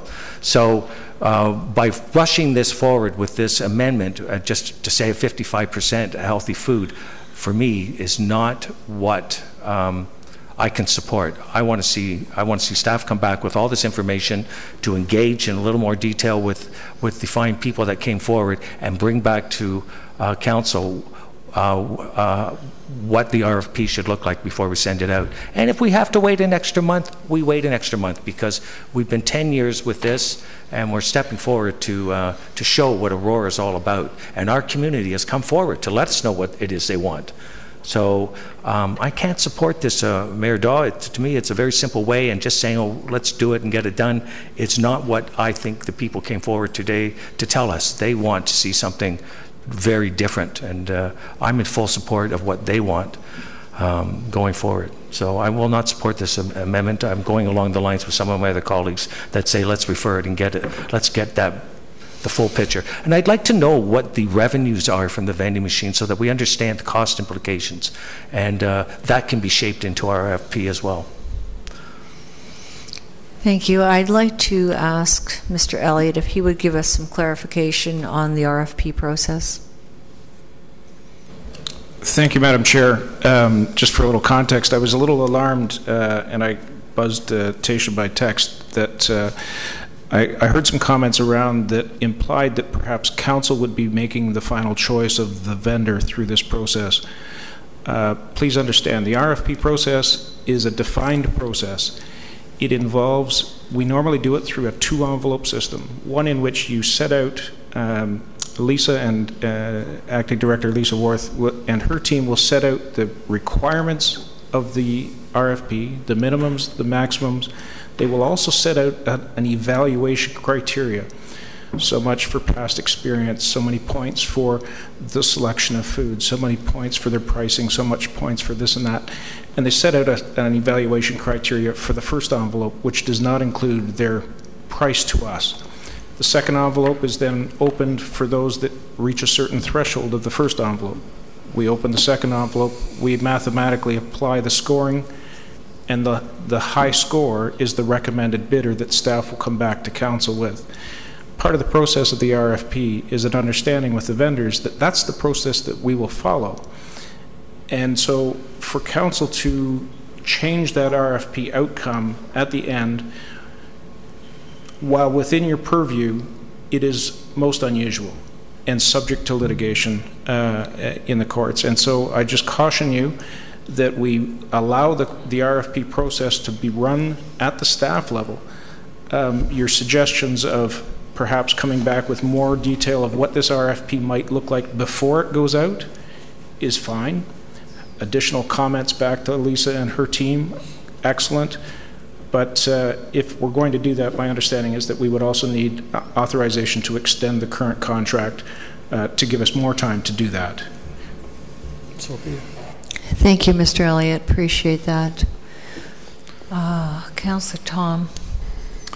Thank you, Madam Chair. And I think Mr. Elliott just said it pretty clearly that the criteria are important. And so 55% healthy food, while again, the delegates made it clear that that was an aim of theirs, I think there's a lot more to this. And I think that we could be very specific and the type of service that we're looking to get out of our vending machines and out of our concessions. And I don't know why you know, for the sake of getting it done tonight, we would not just have our staff consult with the document that the group gave us, engage with them as well, get some more expert opinion, best practices from other municipalities, get those criteria, bring them back to council so we can clearly define exactly what we want moving forward. The delegates even mentioned that 55 was almost a compromise. That they mentioned that they'd like it to be 100%. So why aren't we looking at being bold, as some of our members of council often say? Why can't it be 100%? So to me, I think this is absolutely appropriate to refer to staff and to get this done correctly. Councillor Herbal made a good point. These RFPs, these contracts, you know, they're not done year to year. They're done multi-year deals, and you know, you don't get do-overs on that kind of stuff. So I think we should do it right from the get-go and ensure that we have the absolute best criteria for the RFP moving forward, so that we can get the bids that will satisfy the criteria that Mr. Elliott suggested, and so that the process can be upheld and done correctly. So again, I think that this won't achieve that, so I'll be voting against it. Thank you. Councillor Humphreys for the first time. Yes. Thank you, Madam Chair. And I agree. I really appreciate the conversation and the passion around the table that we need to do something different. But I do believe, to Mr. Elliott's perspective, that there is a process in place. I think to take all the comments around the table into consideration, I think staff understands what they're hearing and where to go. So I'm actually, I flip-flopped a little bit throughout this whole conversation, but I believe the deferral is fine for me, or refer back to staff, because if they're on their way, they're doing the regular process, and we've already indicated that 55% or more, and with some consultation from the families and the residents that have come forward, I think we're going in the right direction. So for me, a deferral is fine. We don't have to just sort of shut it down. I know that Councillor Perry is looking at the sort of the overall process, but I believe we're well on our way. Staff's got a lot of information. We received a huge information package from the residents this evening. I'm actually in favor of this tonight, and I think we should go on this route. So thank you again very much to Ms. Jolly for providing that information for me. Thanks. Thank you. Councillor Kim. Thank you, Madam Chair. Let's understand that we're all on the same side here. I think we all agree that we want the best and healthy option. I think the key adjective is the best. Thank you, Mr. Elliott, for detailing the procurement process. I think that's pretty well what I interpreted as well with our current process.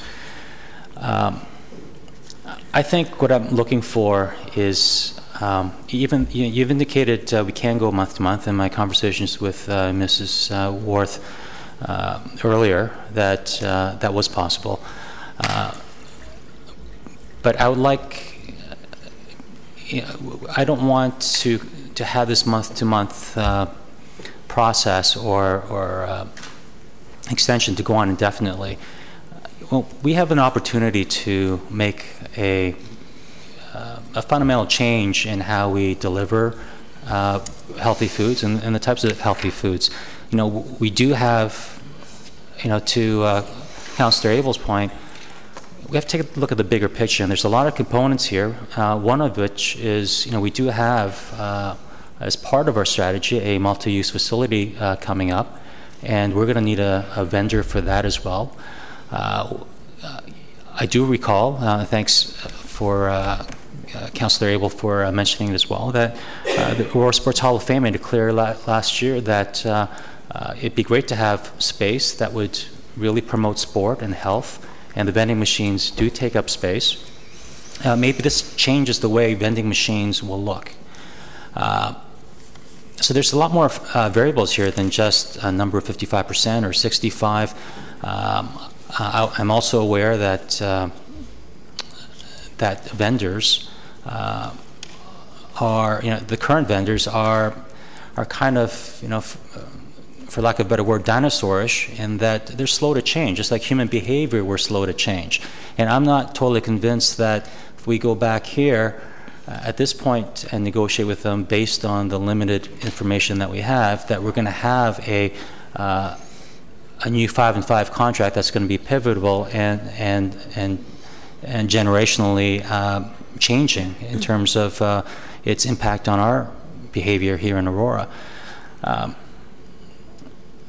And so, you know, through you, Madam Chair, to Mrs. Worth, I asked you earlier if you could take it away and find an answer with respect to non-traditional vendors. I mean, if we go back and it's the same 5 vendors that every municipality deals with, and we know what the outcomes of all the other municipalities are, what are the opportunities? And on our procurement bylaw, are we allowed to go out to non-traditional vendors like, let's say, a Booster Juice or a Pandera Bread? Is it Pandera? Oh, Panera. Or even Longo's. You know, they have a lot of healthy options. We have a great relationship with Longo's that they could move in. Just like Longo's, they have little markets in the financial place down on King and Bay. There are a lot of these options that we haven't even considered yet, and I don't want to hamstring the town at this point. If we want to be leaders in dietary products and consumption trends and so forth, I'm not prepared with the variables that we have to arm staff with that decision at this point. So can you, through you, Madam Chair, answer that question in terms of are we allowed to have non-traditional vendors come to the table? Mr. Elliott. Through you, Madam Chair, the RFP is open to all respondents. And so it's publicly advertised through our bidding process, and we would welcome submissions from all different vendors, partnerships of vendors. We see RFPs come together with sort of 3 people that never worked together before come together and bring in a single submission. So yes, it's wide open, but we have to set out what we're looking for, what is our issue that we're trying to solve, and what are we looking for. How specific we set that may drive the types of responses that we get. If we leave it open, then you end up with, call it non-traditional responses, things that come in from left field, as it were, and surprise you, and perhaps they end up being your vendor of choice. Yeah. Thank you, Mr. Elliott. Is that okay, Councillor Kim? Yes, I still have more comments. Do I have more time? I got 45 seconds. And through you, Madam Chair, to Mr. Elliott, how will, if non-traditional vendors can come to the table, they won't know unless they're notified because they were never invited to begin with. So is there a process in place, or can we go out to non-traditional vendors and let them know that they are able to compete for the RFP? Point of order. Can we deal with the amendment on the table before I'm going to let Mr. Elliott answer that. Our advertising is through our electronic bidding network. There are vendors that are subscribed to that. We can also take out some additional advertising if that's the interest of council. Let's see what the RFP specifications come back, and if we decide that it's appropriate to sort of expand our advertising, we can do that through some local advertising, and I'm certain that the press will pick this up as well. Okay, thank you. And so I guess I take that as we can also go out to these non-traditional vendors and ask them to table a response as well. Thank you. So for all those reasons, I can't vote in favor of the amendment, and I'll leave it at that. Thank you. And this is such an important initiative, and it's very important we get this right. Get it right the first time. So I don't want to rush, and I am in favor of sending this back to staff. So I'll be voting against the amendment. Voting all those in favor of the amendment. 3, 4, 5. All those opposed? Okay, that carries. But we can still, Councillor Abel, you started this off. We can still make a referral back to staff to bring the report forward before we go out to RFP.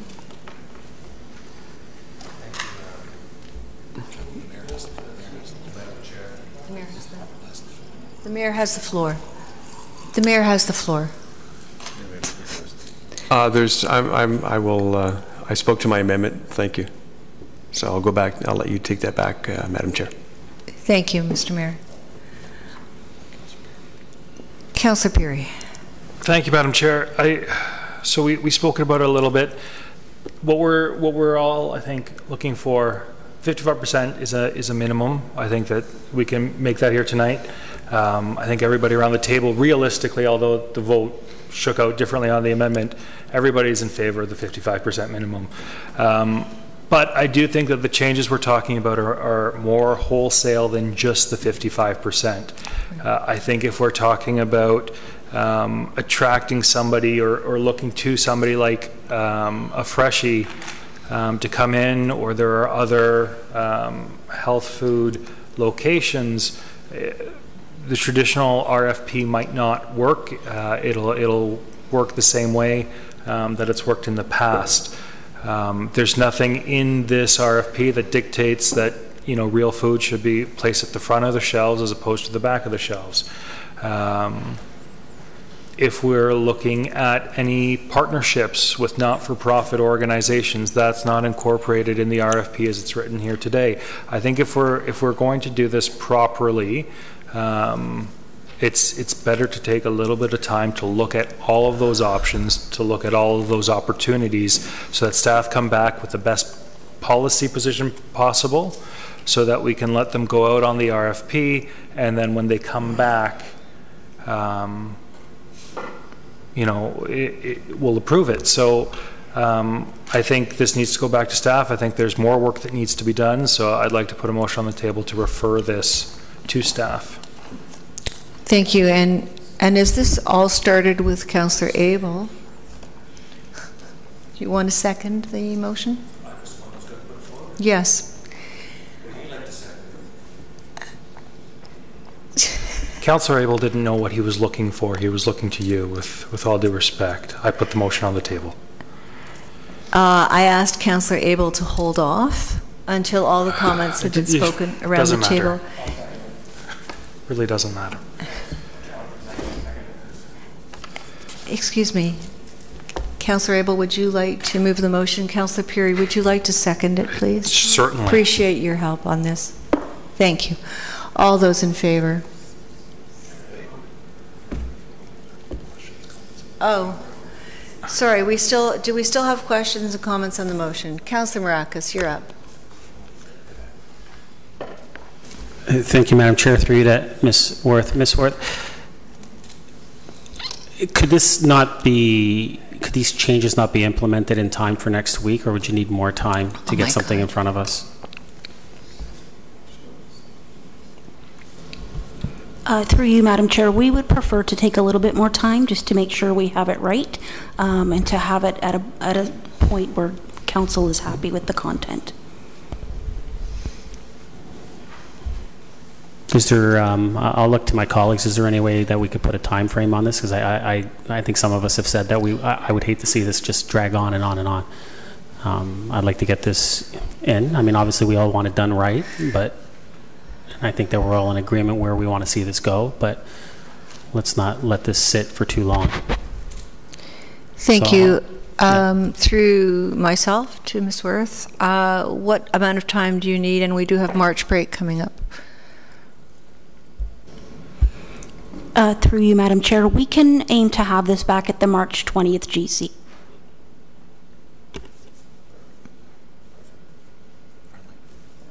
A friendly amendment to have this back for the March 20th GC. Councillor Peary is making that amendment.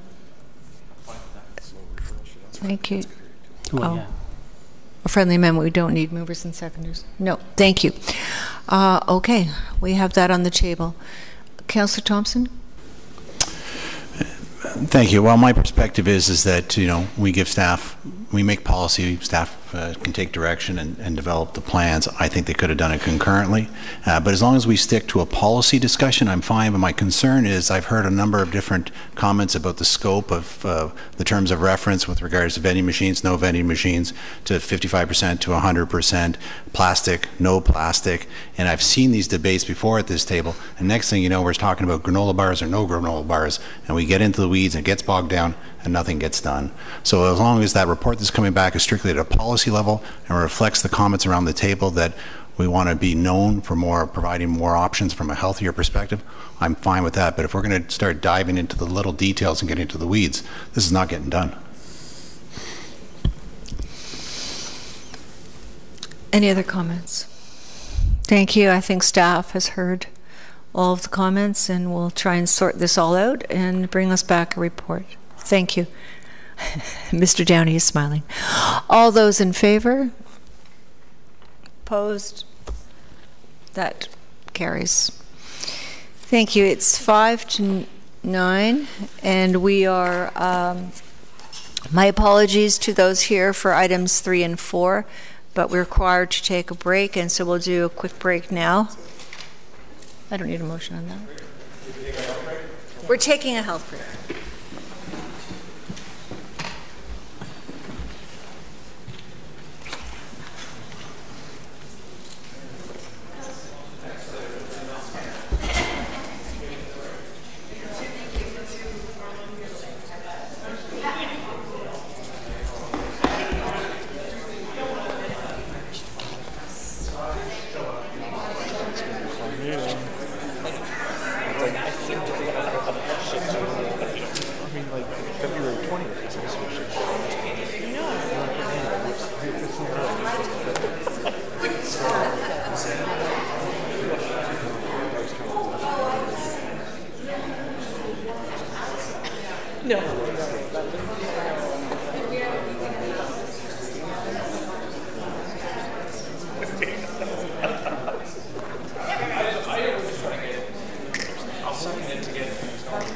What is going on at the beginning? Anyway, thank you. I need a cup of tea. That's a great idea. A cup of tea.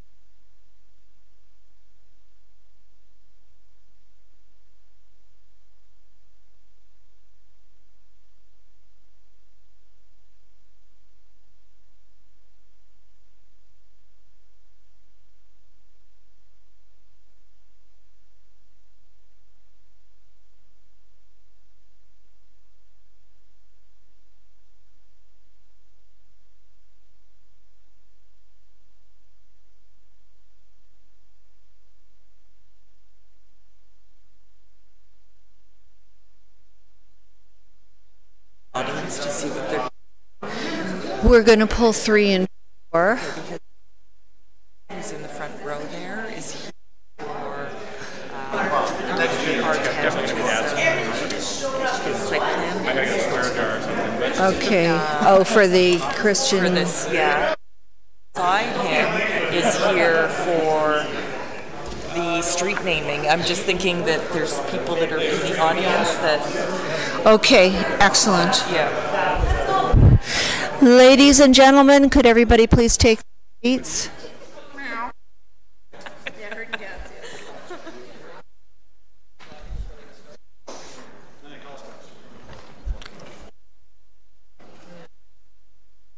Audience.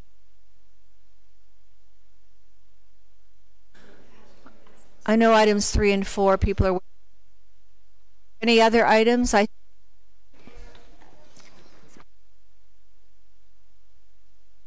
Is the street naming not?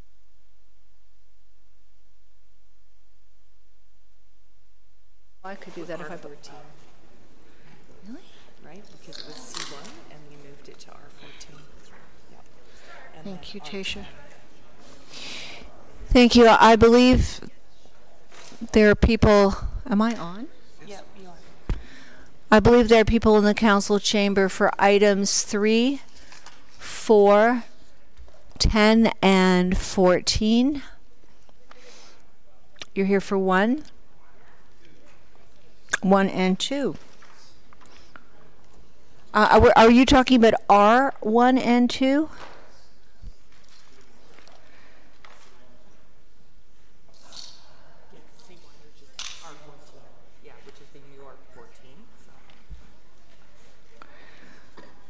Okay, 1 moment, please. What is that scene coming from? From there? Okay. Okay, so I'd like to have a motion to pull forward R1, 2, 3, 4, 10, and 14. Well, start with R1 and 2, we'll start with that. And 3 and 4, I guess we don't need to do anything with that. Okay, let's get through. I beg your pardon. Councillor Thompson, would you? We already had a motion on the floor that we pulled our 3 and 4 forward already, so why don't we just deal with those and then decide which ones we want to proceed with after that, would be my suggestion. We don't have a motion on the floor. 3 and 4. So we brought those ones forward because of the delegations. Thank you. So we'll do as suggested. We'll start with R3, 4. We'll go back to 1, 2, 10, and 14. Okay. Thank you for everybody's help. So moved. Oh, thank you. Thank you, Councillor Abel. Councillor, it was already moved. Okay, did we do all those in favor? Have we already done all that? Yes. Okay, we're going forward then. Item number 3. R3, would anybody like to put that on the floor?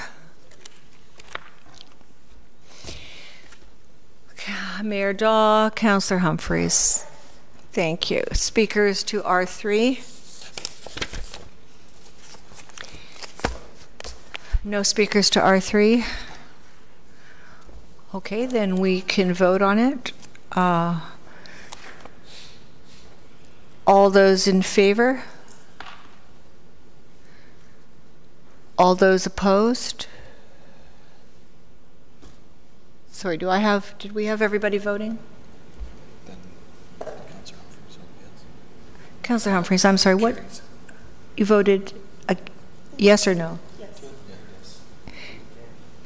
No, This weekend. I voted in favor. Thank you. All those in favor of this? That's 4 people. All those opposed? That's 5 people. It fails. Thank you. Item number 3 is defeated. I'm sorry to those who have been waiting. Number 4, would anybody care to put that on the table?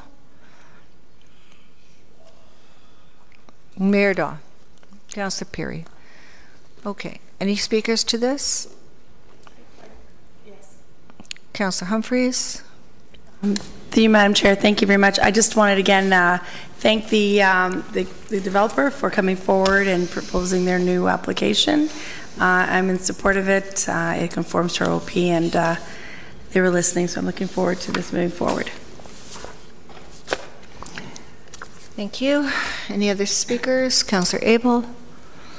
Thank you, Madam Chair, and through you, I don't know if I got this clear, but perhaps did the applicant or proponent ask for this to be zoned so that he could sell it? Or was he developing it?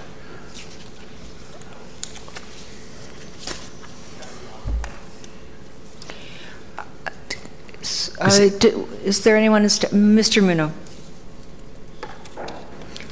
Through you, Madam Chair, my understanding is the applicant has an offer of purchase and sale on the properties, and I think it's conditional upon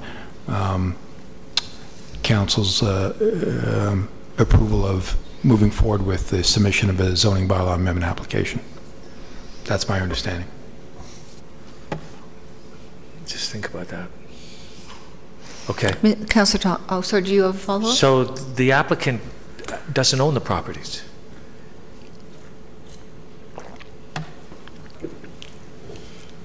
Wouldn't through you, Madam Chair, wouldn't the owner of the property come and ask for that?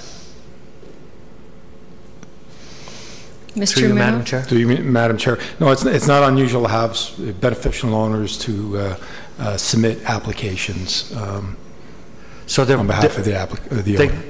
Thank you, Mr. Ruman. I didn't mean to interrupt you, but so they're basically acting as an agent at this stage for the property owners. Okay, I see. Okay, thank you. Councillor Thompson. Thank you, Madam Chair. When this was last before us, I was opposed to it because Bill 139 was still in the legislature and hadn't been passed yet.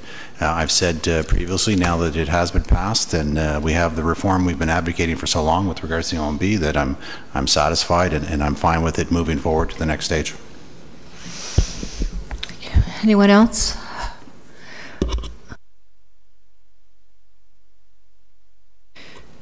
I'm opposed to this because I don't know how it came to be, but it is in a stable neighborhood designation, and this is stable neighborhood is single family homes, so I'm opposed.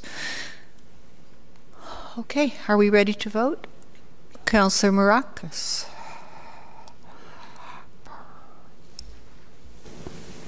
Thank you, Madam Chair. And while I appreciate Councillor Thompson's comments, I do agree to that to an extent that now that Bill 139 has passed, but I'm still cautious because the regs haven't been finalized, and so I rather be cautious in moving forward. I'm against what is being proposed. I think it would set a bad precedent within our stable neighborhoods, and so therefore, without those regs out and finalized with Bill 139, I'll still be opposing this.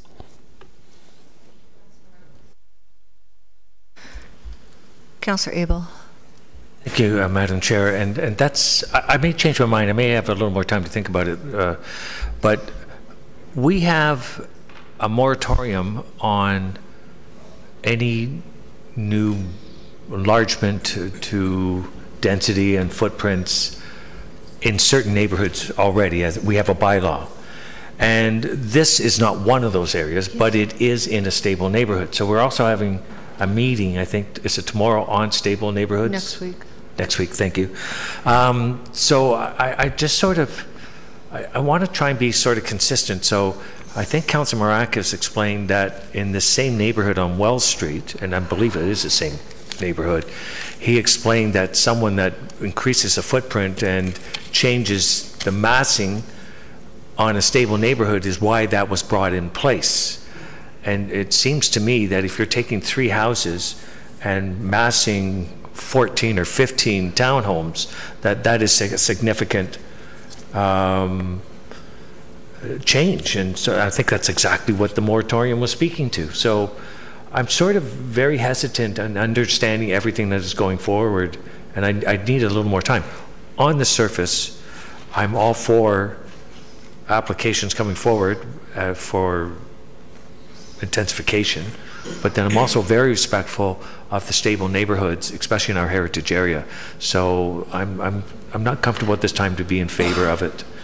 So I'll vote, but I'll do a little more research and try and get a better understanding for council next week. Thank you. Thank you, Mayor Daw, for the first time. Oh, thank you, Madam Chair. I wasn't going to speak, but I supported this last time. I support it this time. What we are doing right now is simply authorizing staff to accept the application. That is all we're doing. We're not approving anything else. And then goes through the public planning process, which is where we have these discussions, where we invite members of the community to come and give us their thoughts as well. And that's where it's, in my opinion, it is most properly handled. So I will support it moving forward. Councillor Thompson. Oops. Councillor Tom. I'll give him for the first time. That's fine. Councillor Tom. Thank you, Madam Chair. I think Councillor Marakis made the point. The legislation has received royal assent, but there is quite a lot of work still to be done with respect to implementing the bill. And so I think that our expiry is, our moratorium on these is still has relevance. And I think that, in my opinion, unless there's an extreme benefit to the community to make an exception, I think that we should uphold the moratorium. And I mean, I'll just finish by saying, I forget what street it was. I think it was it Cousins, with an application of 3 properties, and they wanted 5 homes. And that was not received well by the community. It was in a stable neighborhood. This is 3 properties, and they want 15 units. I mean, it's unbelievable that we would even imagine allowing this to come to the process when we can say no to it now. And so we don't have to give reasons for why we say no. We have a freeze. But in my opinion, this is just in a stable neighborhood, 14 townhomes where 3 houses used to occupy is just not something I'm willing to entertain. And I don't think it's worth going to the next stage if we as a council decide that we'd rather see, say, 3, 4, 5 units perhaps in those areas, and they come at us with 15, how we're going to bridge that gap with the applicant. So in my opinion, it's not worth moving forward at this point. I won't be in support of it at public planning, so I won't move forward with it now. Thank you, Councillor Thompson. Thank you, and I respect the opinions of my colleagues around the table, but I just wanted to make sure that nobody misinterprets my comments. My willingness to accept the application and move forward in the process of the public planning is simply just that. It doesn't indicate whether I support or not support the application itself and the merits in front of it. Just simply that I'm a believer that we fought strongly for the right to have a say or a final say on how we build our communities. We've been given that, and while the regulations are not finalized, we have a sense of how the system is going to work, and I'm comfortable with that, and that's why I'm willing to allow it to go through the process, as I will allow any zoning bylaw amendment application going forward at this point. I've said it in the past that now the bill is into effect, that I'm comfortable allowing them to go through the public planning process and trusting that we will decide what's in the best interest of our community. And if the application does not meet that, then it'll be no. Councillor Kim. Thank you, Madam Chair. I'm going to echo the same sentiments as Councillor Thompson. I'm happy with moving this forward to public planning. I do understand that in terms of it is in the edge of the stable neighborhood territory, but if you're not going to provide density next to public transportation and Metrolinx, I'm not sure where else you're going to put in higher density. But I know we're not talking about the merits, but I'm happy to move this on to public planning. Councillor Humphreys.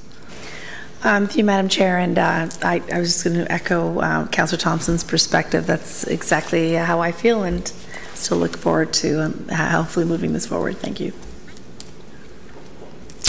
Thank you, and I believe we need a plan for this area next. Councillor Kim, I'm just going to try and address what you were saying. I think we need a plan similar to a block plan for the area that's going to be along the transportation corridor.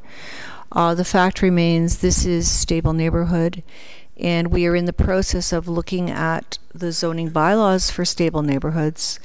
So I cannot agree to move this forward. Okay, we'll have a vote on this.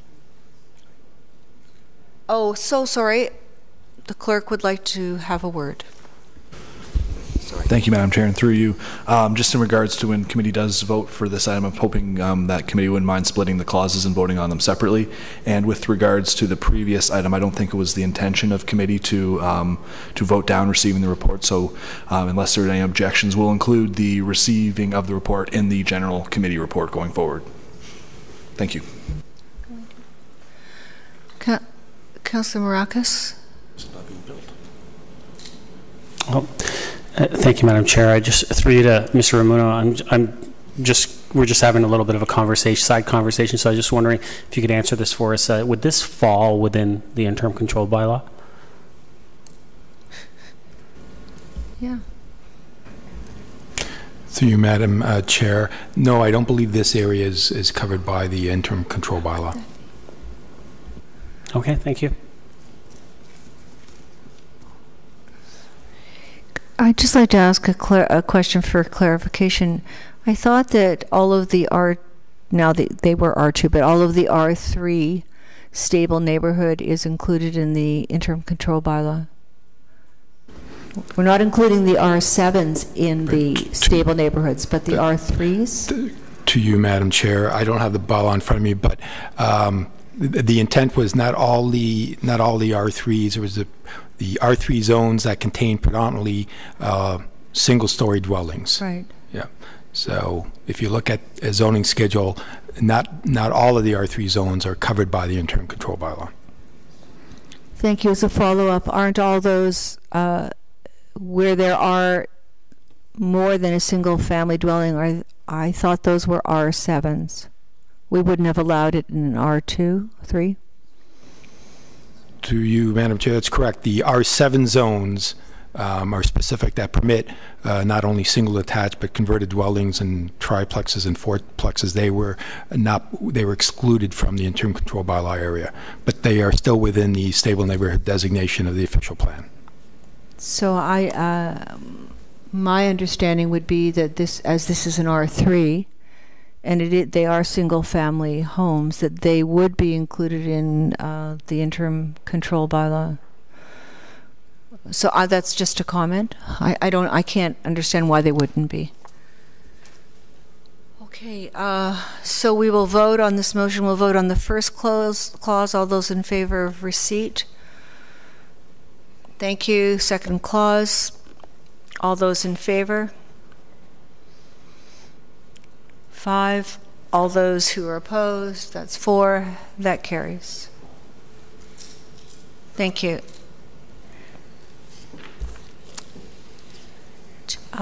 Is that clear to the developer who's here?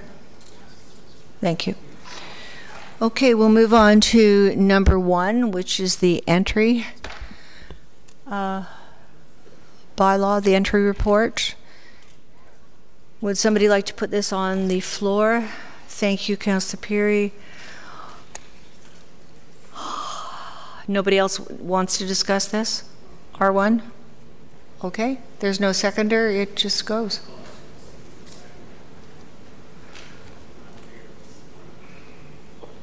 Okay, so Mayor Daw was first to second, at least for discussion.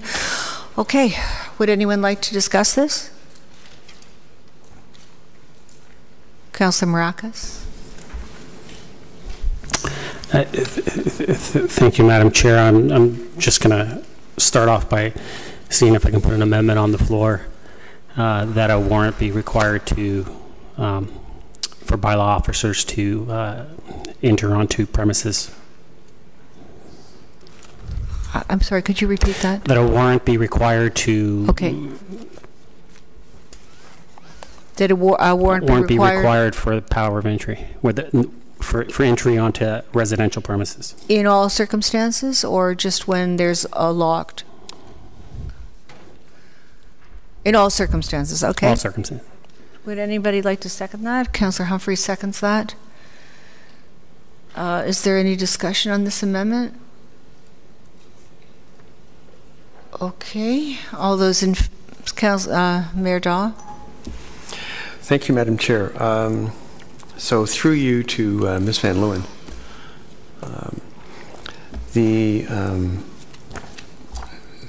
because I typically come out very much in favor of property rights, so this is somewhat different for me. Overall, indeed, I am in favor of property rights, but I got a couple of questions as to how we would react to something.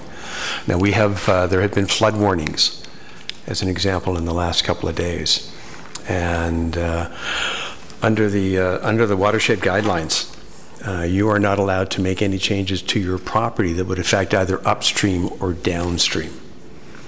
So, if in this particular instance, someone had made some alterations to their property which was causing serious flooding either upstream or downstream, would we be able to, under Councillor Marakos' amendment, would we be able to react immediately, or would we have to go through the process of getting a warrant? Through you, Madam Chair. Ms. Van Leeuwen? Through you, Madam Chair, the proposed amendment to require a warrant would suggest to me that we would have to obtain a warrant to enter onto the property. I'm sorry? We would have to obtain the warrant to enter onto the property. And the second question is, we have a couple of times we've debated robustly tree bylaw. So if someone was to remove trees and then get them stumped right away, say over a weekend, would we be able to go onto the property while this was happening to control our tree bylaw, or would we have to get a warrant? Through you, Madam Chair. Through you, Madam Chair, a warrant would be required under this amendment. So we would lose our ability, potentially lose our ability to react to that situation. That's correct. So based on that, I can't support it. Again, I'm no fan of people coming onto my property, but at the same time, I'm not a fan of people doing things to their property that will eventually, that could potentially affect mine, such as net flooding, or we have a bylaw that we potentially now render unenforceable. So maybe I should put an amendment on to quash our tree bylaw. So, thank you. Thank you, Councillor Thompson. Thank you. Through you to Ms. Van Leeuwen. Ms. Van Leeuwen, in the report it says that bylaw receives hundreds of property-related complaints each year, and you list 423 in 2015, 524 in 2016, and 544 in 2017. Your best guess, in 2017, out of those 544 complaints, how many warrants would it have been needed to address and or resolve those complaints?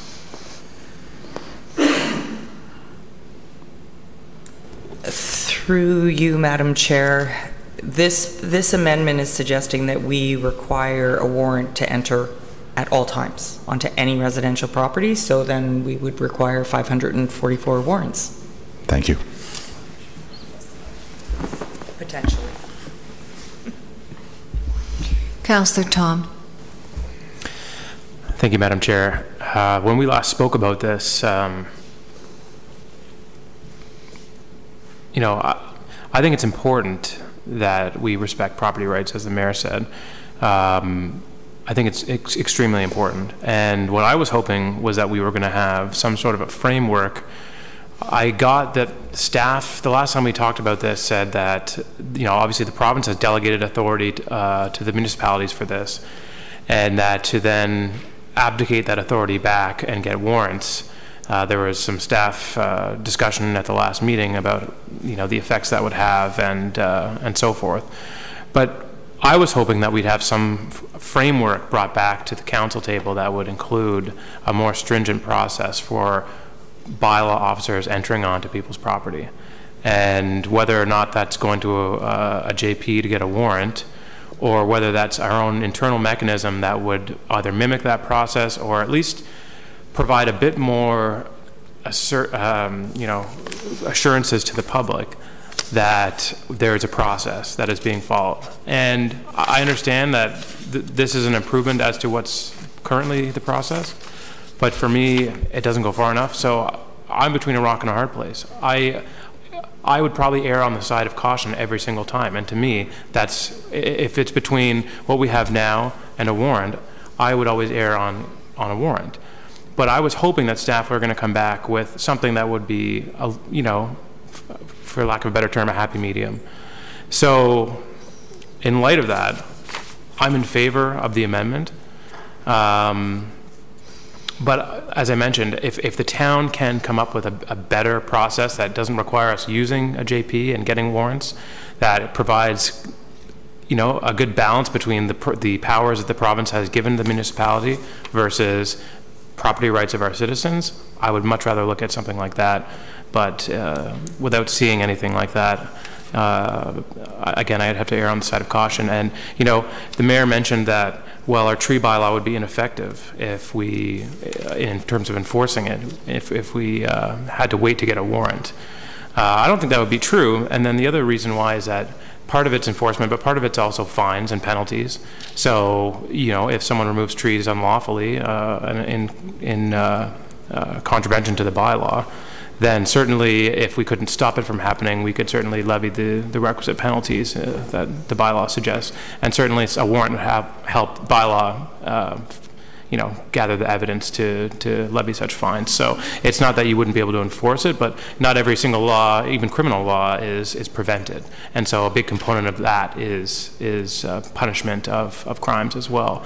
And so, I think we owe it to the residents to be as cautious as possible, and I think we can do better. I think we can do better than this, but certainly we can do better than asking the manager and waiting 5 days. So I'll be in favor. Thank you, Madam Chair. Has Councillor Kim spoken yet? Councillor Kim?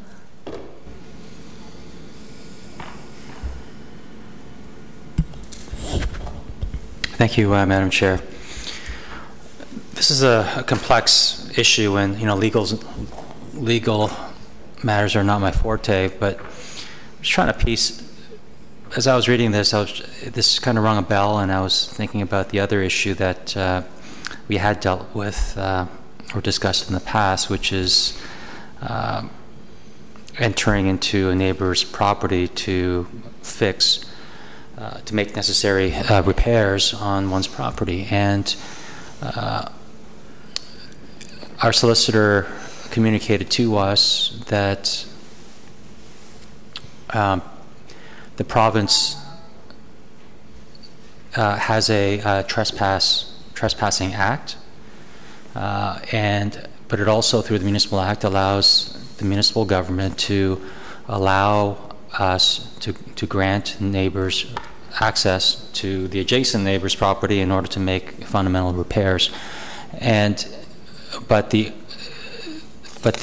resident whose property that the other resident is going into, they need to provide express consent. So I'm just trying to be consistent with that issue and this. Is there, through you, Madam Chair, to Ms.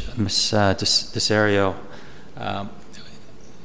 here in this, this is also kind of a trespassing issue, and when I was looking through, the charter and so forth, charter doesn't really directly speak to trespassing, although it does state, I wrote it down here, everyone has the right to life, liberty, and security of the person, and the right not to be deprived thereof, except in accordance with the principles of fundamental justice. And so essentially saying we don't want to deal with it, we'll leave this to the provinces to deal with, and the province has that trespassing act, and as you stated in your communication, that one law isn't meant to trump the other, but they're supposed to be working in harmony or in conjunction with one another.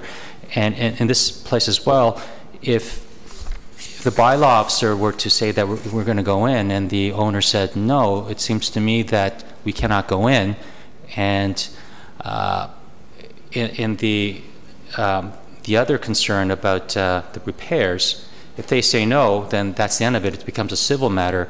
So in this case, does the town take one side? Are we one stakeholder and the resident is a stakeholder? Or is it between the initial resident or two residents who made the complaint about the other property? I know it's kind of convoluted, but do you understand where I'm getting at? And I'm just trying to see how that kind of how these two situations can sort itself out somehow, so that we can be consistent in how we approach this. I will.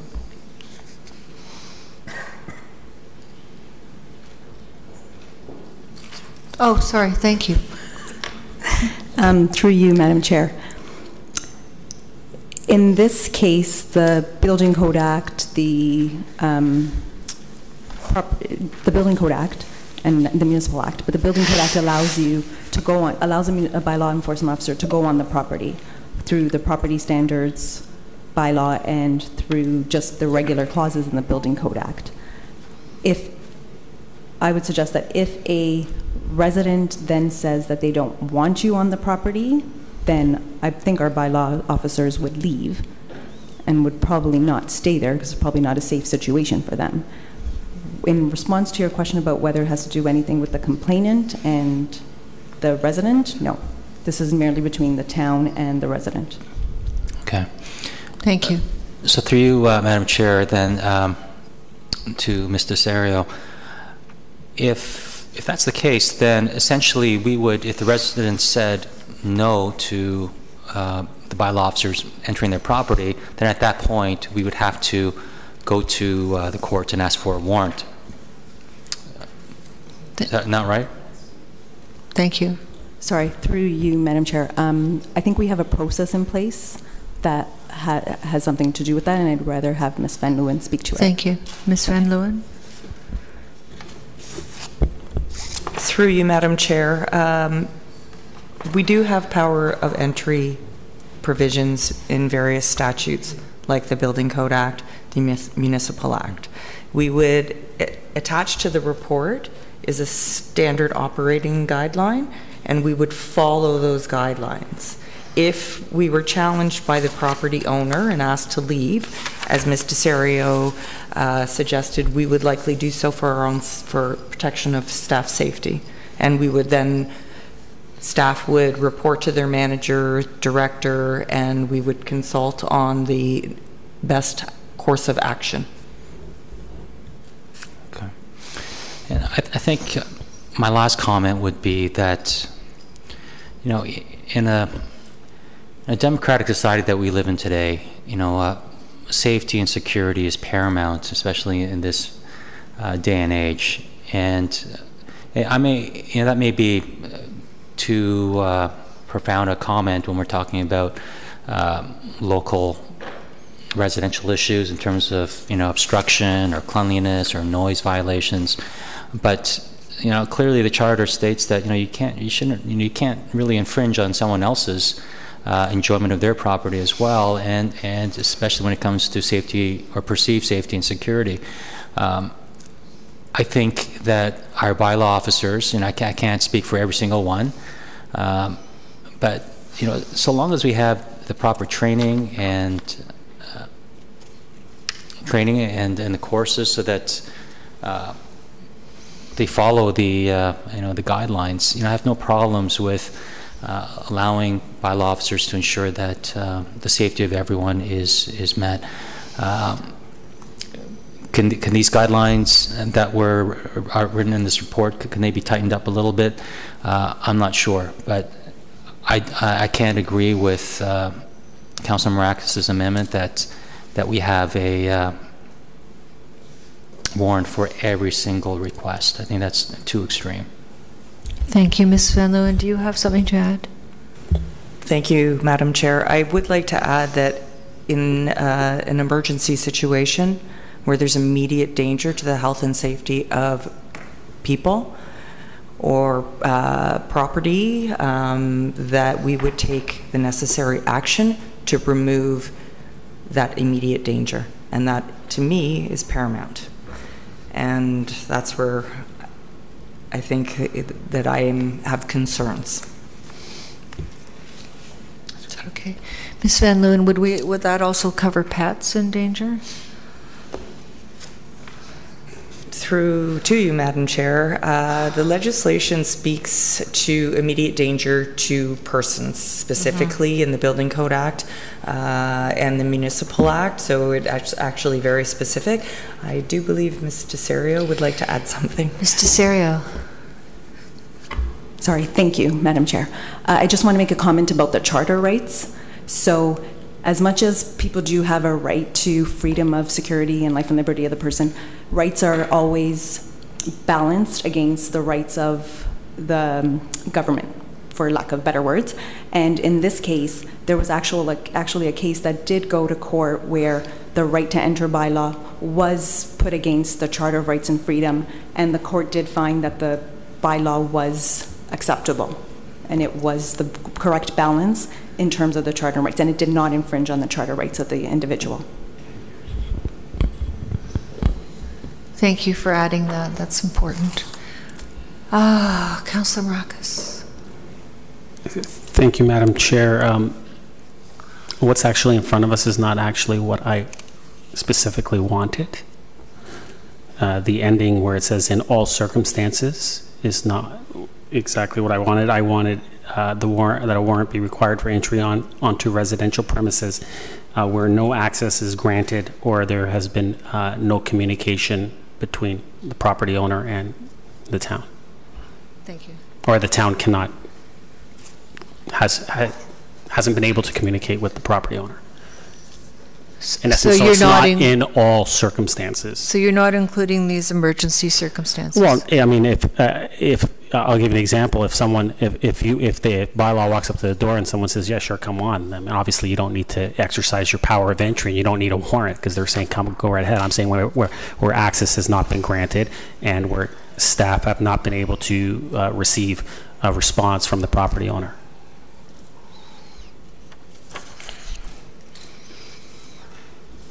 That they would be required to get a warrant at that time. Would you like to change the wording in this amendment? It's not what you... Yeah, actually, yeah. Or what you meant. So you were the seconder of this? So what would you like how would you like the wording to be changed? Well, maybe the clerk can help me with the last part as far as when there's no communication between the town and the property owner, but specifically when no access has been granted and when there hasn't been any communication between the property owner. I think. Yeah. Do you mind? Yeah, Mr. Clerk and Mr. Clerk. Thank you. And through you, Madam Chair, I just wanted to make sure that the rest of the committee consents with this. It's not what was being debated about. That's fine. That's fine. Is the rest of the committee? Is there any objections? Okay, then we'll continue on with that amendment. So, Ms. Van Leeuwen, and I would like to ask you, could you put in there except when there is immediate danger to the health and safety of persons? Or are you asking for it to say excluding when there's immediate danger? Or possible immediate danger to the health and safety of persons? That's fine. Thank you. Is that good? Thank you, Councilor Marcus. So, do I still have the floor? Sure. Thank you. Thank you, Madam Chair. So through you to Ms. Desario. Ms. Desario, I understand that you might not be able to give me a specific, yes, a specific answer. And I know that going in and seeing the JP and getting a warrant, sometimes it could take an extremely long time, sometimes it could be a very short time, but on average, is there an average time as far as how long it usually takes? Could you give me like a ballpark number?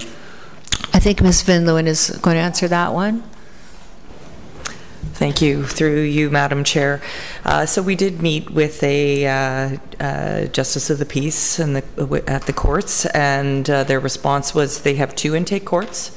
They prioritize the applications.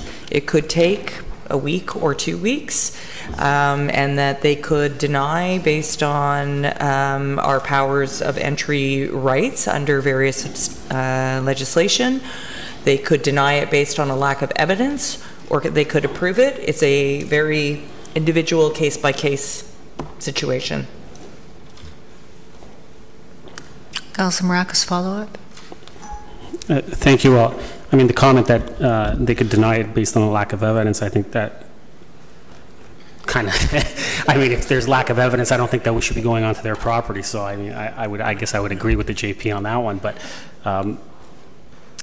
you know, when you look at those numbers, and I know Councillor Thompson brought them up about as far as last year, or is it 2017, there was 544 complaints, and the response was that, well, in essence, you'd need a warrant essentially for every single one. But I guess my question is through you, Madam Chair, to Ms. Van Leeuwen.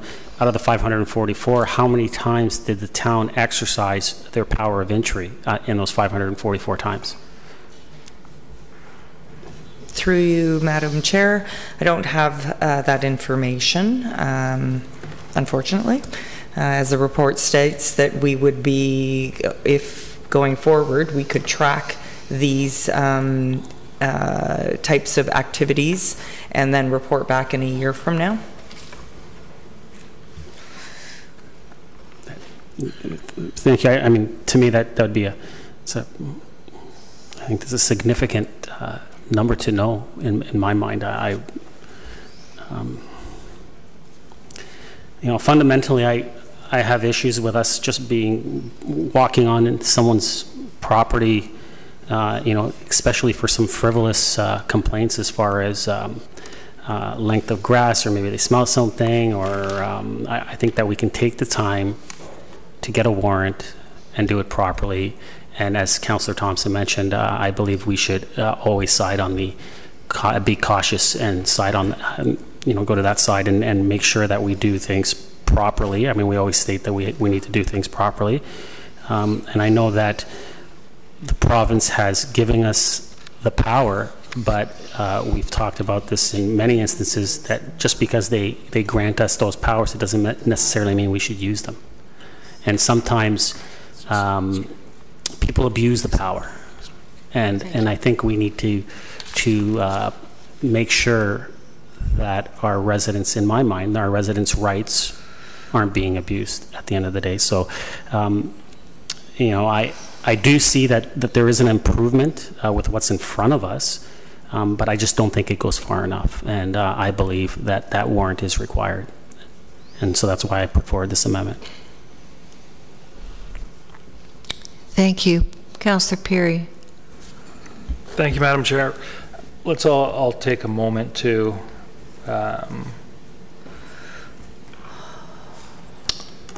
ponder some situations.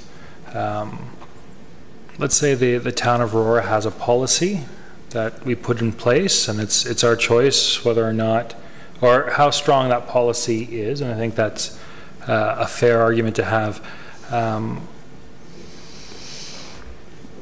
But I think in some circumstances, for the most part, we'd all get really frustrated if the province was coming in and telling us how we should be doing something, and whether or not we should be in complete control of our policies, or whether some other provincial body should be in charge of them.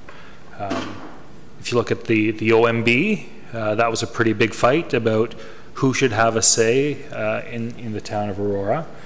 And there was a pretty big fight about, no, I think the argument was that the province shouldn't be telling us how we should be running the town of Aurora. That's something that we should be deciding. And I see this question about whether or not we require a warrant to be very similar. We're giving up our right to adjudicate our policies, and we're, you know, going to the province and we're saying, can we do something? You've already given us the ability to go onto their properties, but are you going to let us go onto the properties in this circumstance? And for me, I think to Councillor Tom's point, if we're not happy with the policy in front of us to make sure that the right steps are in place, then we need to make sure that the policy that gets approved is one that, you know, lives up to our standards of you know, ensuring individuals' property rights. But to go to the province, who will operate almost, they'll operate differently than we do as a town. And I think if we're going to set up our policies in place to make sure that the needs that Councillor Marakis is talking about, the needs that Councillor Tom is talking about, are adhered to, I think that's a better route than giving up our ability to go and enforce things when needed, because there might be some great examples of people not wanting somebody on their property where they are breaking our bylaws and there isn't an immediate danger. And for me, I don't know why we would say let's give this to a third party, whereas instead we could say, well, let's improve our own policies to make sure that we have something in place. So if councillors around the table think that we need to strengthen this policy, you know, maybe we take a little bit more time to do that. But I think giving away our ability to go and enforce our bylaws and requiring us to go get a warrant from a provincial body, I don't think it's the right way to be doing this. If more work is required to get it right, we should be doing that than giving up our abilities. Thank you. Councillor Abel.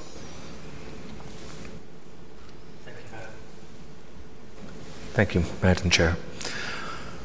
I'm in support of strengthening along the lines of Councillor Marakis' amendment here. And I believe it's important because I'm lacking faith in the discretion of our bylaw staff to use their discretion. And it's a comment, and I know I shouldn't be criticizing staff, but... Councillor Abel, you can't say that. Okay, well then I believe that we need something that Councillor Marakis has put in place. I recall when we talked about this, asking Ms. Van Leeuwen how many times they had to go in on all these offenses, and I believe you gave me a number. And I would like to know how many times out of the 540 times, you know, I'd have to go back and look at the council meeting, but I seem to recall a response. And I would like to know that number. How many times did you have to go in and to a property?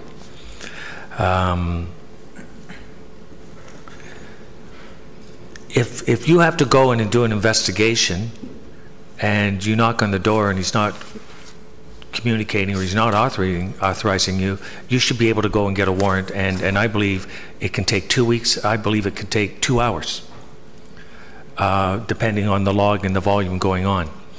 And if that's what it takes, rather than waiting 5 days along these guidelines, and it's not a life-threatening situation, as Councillor Perry had said, I'm comfortable with that getting a warrant.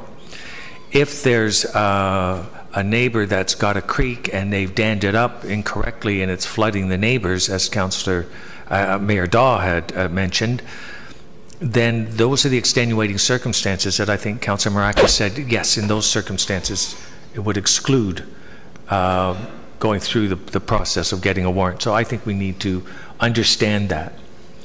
I have had neighbors come and I've been with them, and bylaw has been entering properties, and it's on more than one occasion. And I'm not comfortable with that situation. I think if they're going to go in and do an investigation, and the owner's not compliant, then they can simply go and get a warrant, because as I understand the entry for investigation processes, if no one answers the door, you'll leave a notice. You shall wait for for reasons of the expansion after 5 business days. Well, I mean, that obviously speaks that we don't need to go in immediately. That's where you would need a warrant. And that's what I think Councillor Marakis has put forward, and I would be in favor of doing that, rather than now taking it into their hand to enter. If there's a child or something in distress, an animal, the fire department usually responds to those. It's a 911 call. If they see a dog that's distress in a car or in a yard, they can simply do that, or call in the SPCA, or, you know, like, we don't need to be entering in and I just feel more comfortable based on what I've seen for the last 8 years. I think we need to have a measure to protect our property rights of our residents in situations that I've just described, where you're knocking on the door and you're not being compliant or they're not responding. If you're waiting 5 days, you can certainly wait a couple of hours while you go to the Justice of Peace and get a warrant, because I don't believe it takes 2 weeks in every case. And I'd like to know how many of these required out of the 540 each year. I think it's a valuable information for this council to understand that if it's only 4 or 5, it's different than 500. 500 warrants is a lot of resources being spent. However, I'm just, from what I've seen, I believe that we should have that in place.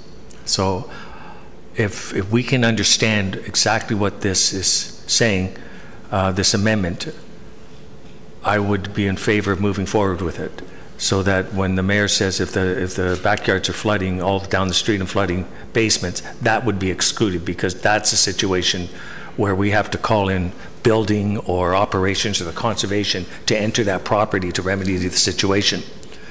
And I don't expect that our bylaw people will be jumping in a wetsuit into a drain that's overflowing.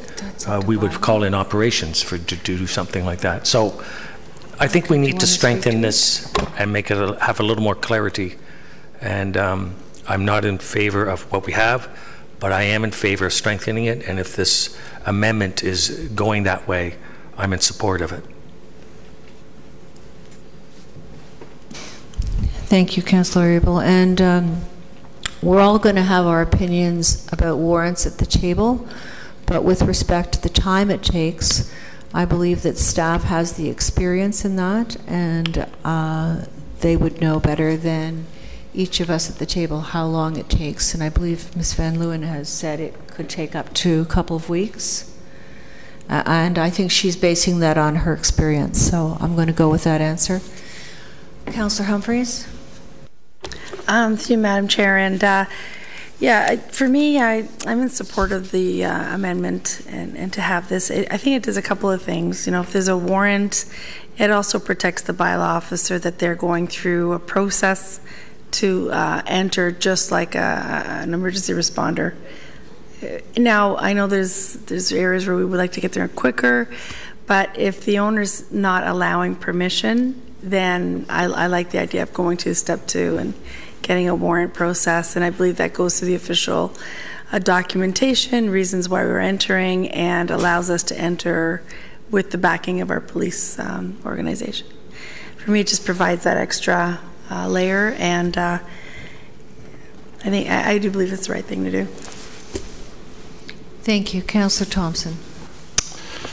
Thank you. It's interesting that the mayor mentioned the tree bylaw, because many of us realize that we've dealt with that on multiple occasions and sent it back to staff on multiple occasions because we weren't happy with it. We wanted it to be more stringent or whatever, and so I think that's a good reference for us.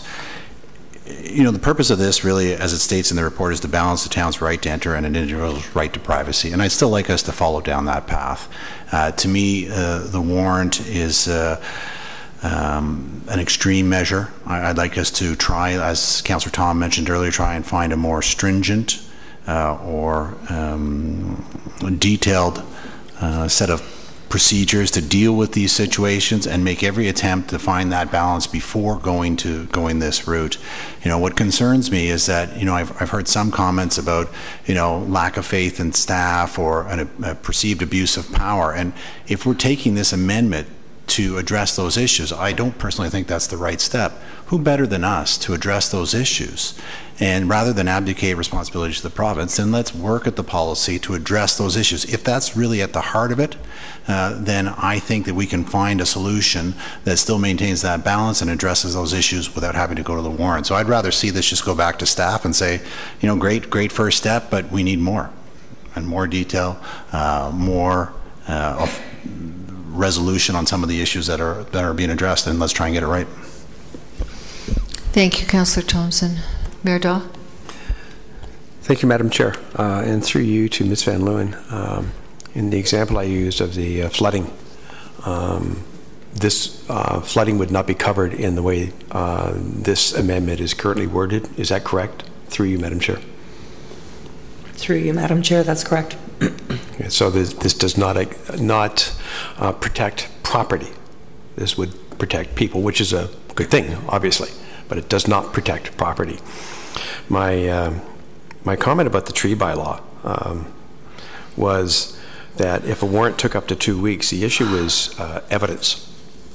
So a tree could be gone, it could be stumped, there is effectively no evidence. And I would ask for for confirmation or denial from either Ms. Van Leeuwen or our solicitor on that, whichever would like to Ms. answer. Van Leeuwen. Through you, Madam Chair, that's correct. There is destruction of evidence, and then we would be unsuccessful in prosecution. So what it comes down to is how effectively can we manage that particular bylaw? And there's no surprise, I'm not a big fan of the tree bylaw in the first place, but that's no surprise. So and I'm perfectly happy to either, I think Councillor Perry's suggestion, Councillor Thompson, go back to staff for another look at how best to do this. I think we definitely have to balance the rights of our residents against the overall safety of people in town. And safety not just of a particular dwelling, but dwellings on either side perhaps. So I think we have to look at this holistically, and if that requires going back to staff, then I'm all in favor of that. Thank you. Councillor Maracas. Thank you, Madam Chair. You know, when I initially brought this forward, my thoughts were that a warrant was needed, and which is what I would like to see. But the warrant I was suggesting for would be needed for those ones that would not have an immediate danger to any persons or even to property. I asked during that time that we should move forward and look at options at what a warrant would be needed for, and then let's have a list of what are those immediate dangers. What are the safety concerns? Let's have a list of those. Let's see what they are and say these would be exempt from a warrant, and we can look at that and we can make a decision. We never got that. We never got that list saying that these are the things that we absolutely need to get onto the property to make sure that there's no immediate danger to anyone or to any property or to the town or to residents as a whole. And so that's where I wanted this to go. That's not what we have in front of us. I still believe that in certain circumstances, a warrant should be required for those ones that there is no danger, that there is no immediate harm going to come to anyone or to the town, and there's no reason for the town to get in there right away. But let's get that list. And so I do agree with the comments that have it go back to staff, but we've asked to go back twice now, and it keeps coming back, and it's not what we're asking for. And so if it's not going to come back, well, then I'm going to ask for a warrant right out, and that's what I'm going to look for, and that's why I put it forward like this.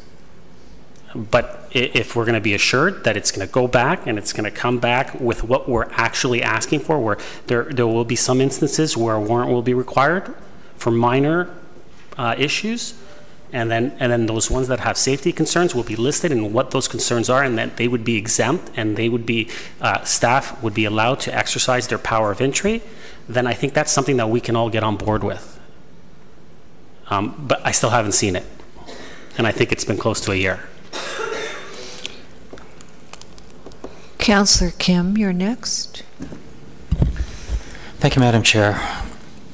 You know, I've heard through the media, through certain residences where this may apply, and around the table about a lack of trust or the quality of our staff, our bylaw officers, whether they're, they've been called, insinuated as bullies, staff acting inappropriately. If the issue is, I don't believe this is the case for all staff, just like a human population, whether you're, or certain segments, whether you're a teacher, you're a Bay Street banker, you're always going to get the 1% or 2% of people who may not follow the rules, or who are just not good at their jobs, or whatever. And so if the issue is staff, then let's change staff if they have violated the procedures. Why change the policy if the issue is staff? Let's deal with staff if that's the issue, if that's the real issue, because that's been brought forward.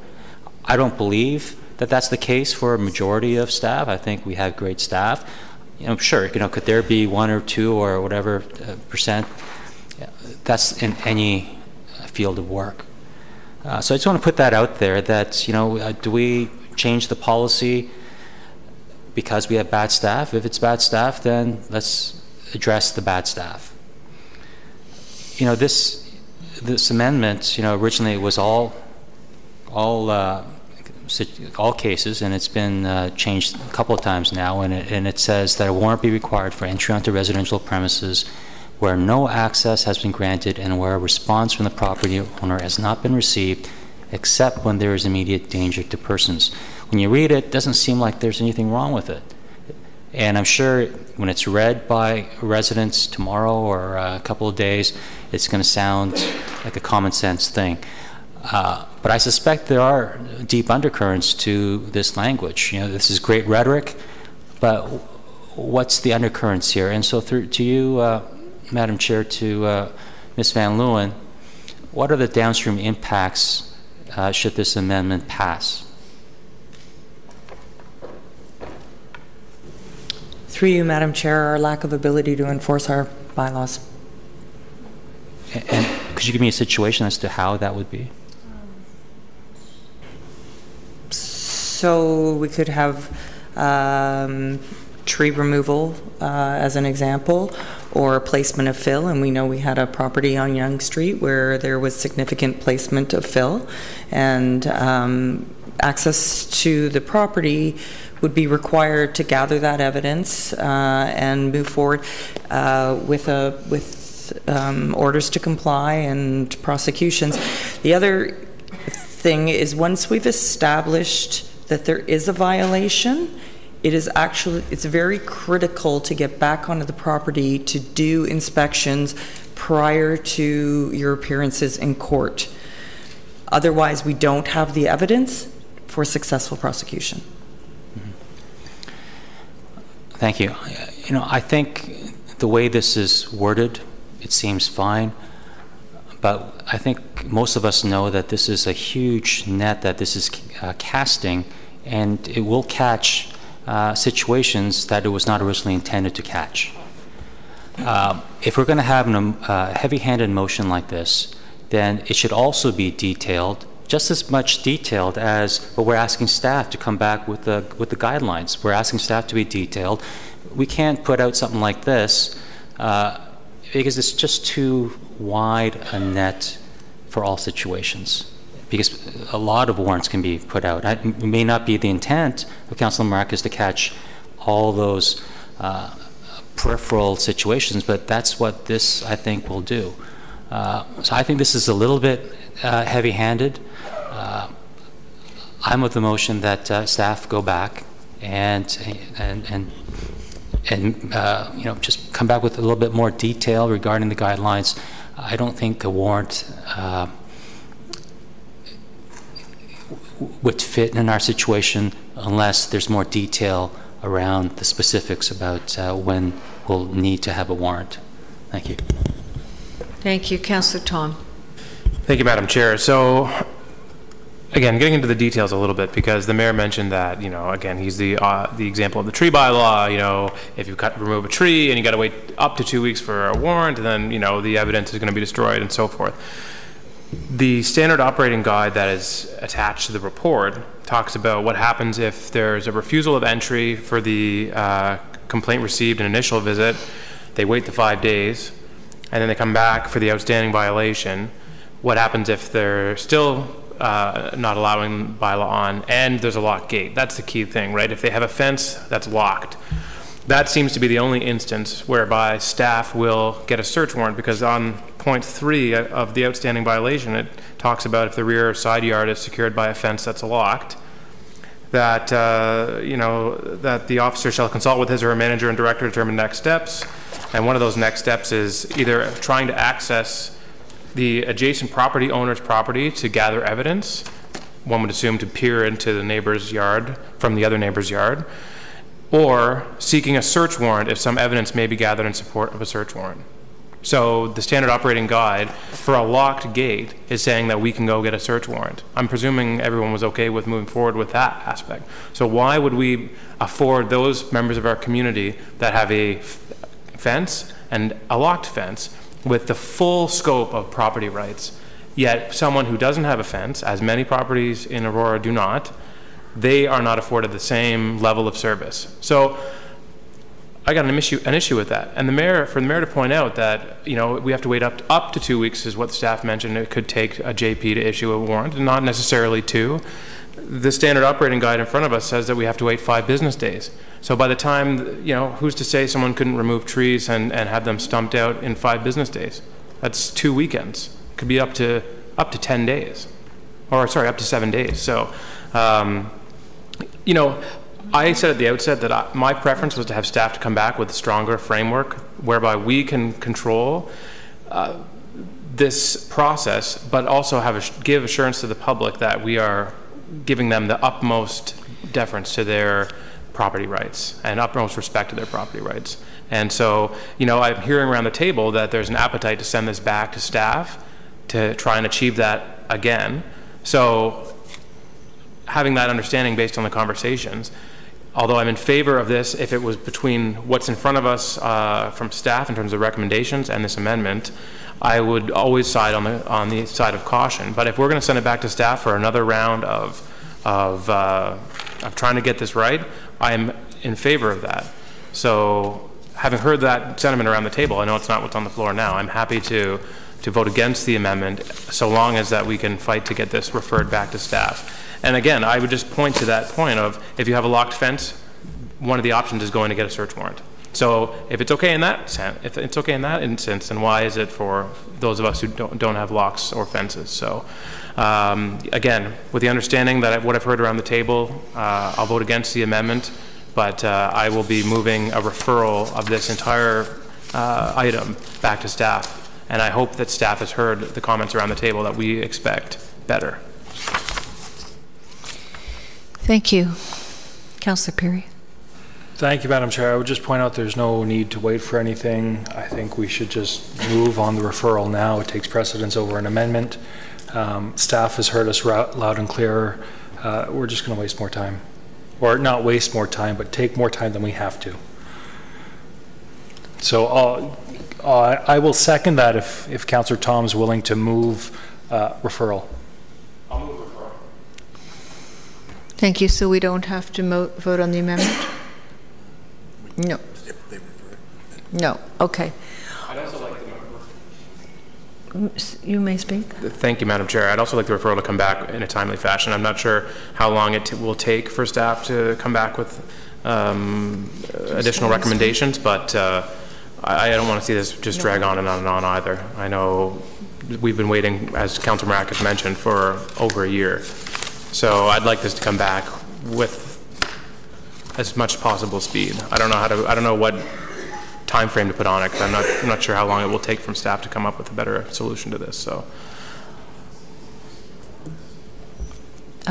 Ms. Van Leeuwen, would you like to say when you could bring this back? Through you, Madam Chair, attempt to bring it back for the March 20th meeting.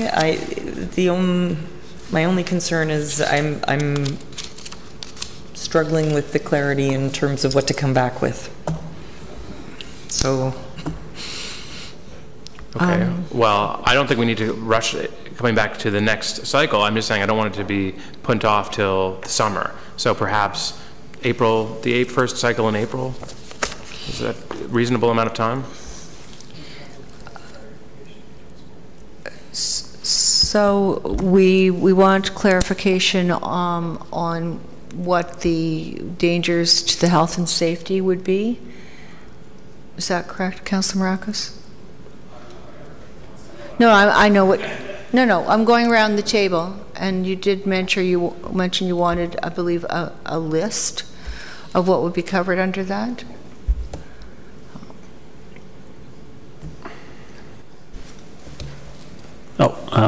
I'm just trying to. The staff is asking for clarity.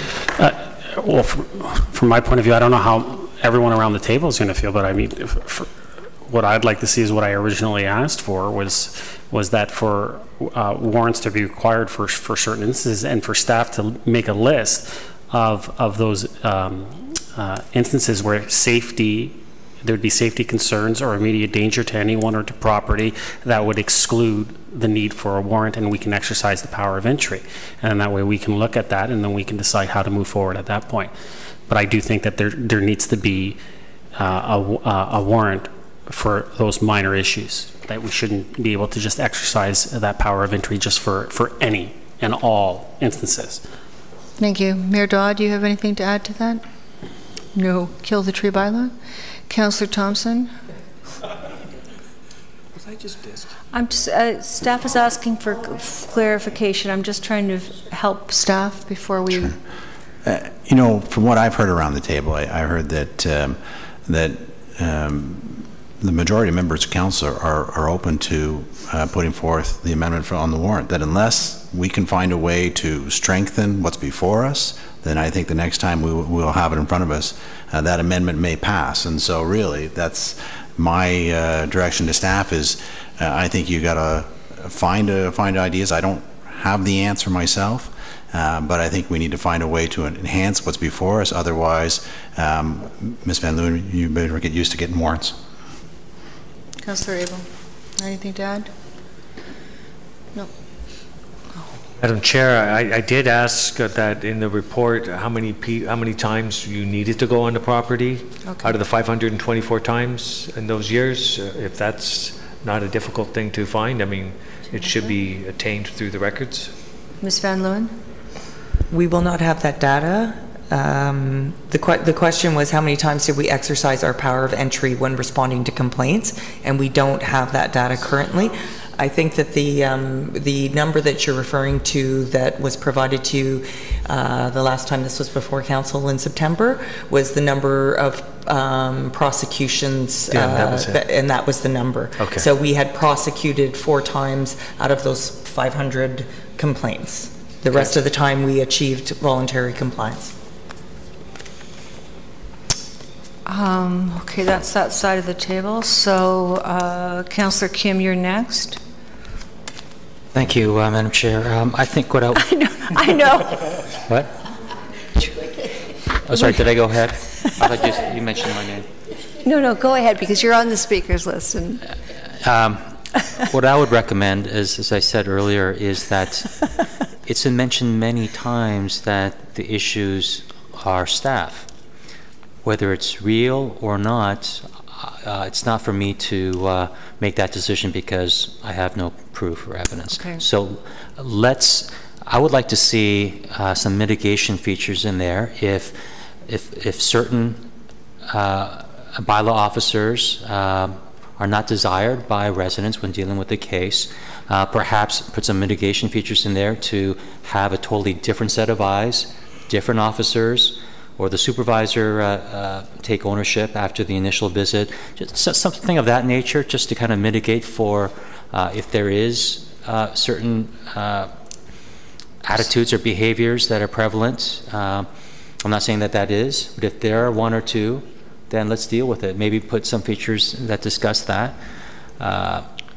because initially I didn't really, the issue wasn't really the policy, it was just really complaints about the bylaw officers. So maybe we can deal with the human aspect of that, and that could be incorporated. Another thing would be, seeing that the amendment is utilizing warrants, I would like to see from staff, if absolutely necessary, what conditions need to be met in order for staff to want to issue or obtain a warrant. Because if it is going that way, then I would like to see all stakeholders, including staff, come up with what are the conditions necessary for us to deem necessary a warrant. So those are a couple of my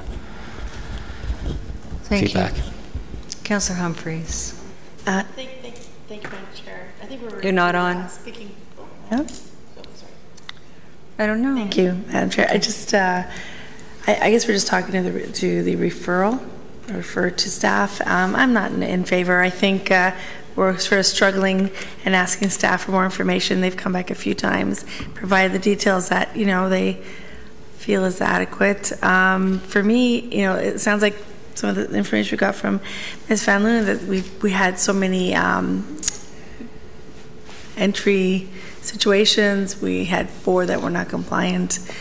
So the stats for me, like if we go through the process and we try entry by compliance, and if there's not, at that point, after 5 days, we try again. If not, then you go to warrant, it's fine. I feel like let's just do the warrant process. I believe it also protects our bylaw organization, because if the warrant gets issued, it's supported by our local authorities, and we move forward.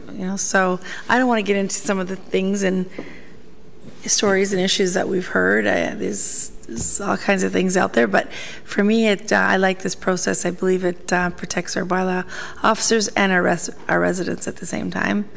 And yeah, I think that's it. Thanks.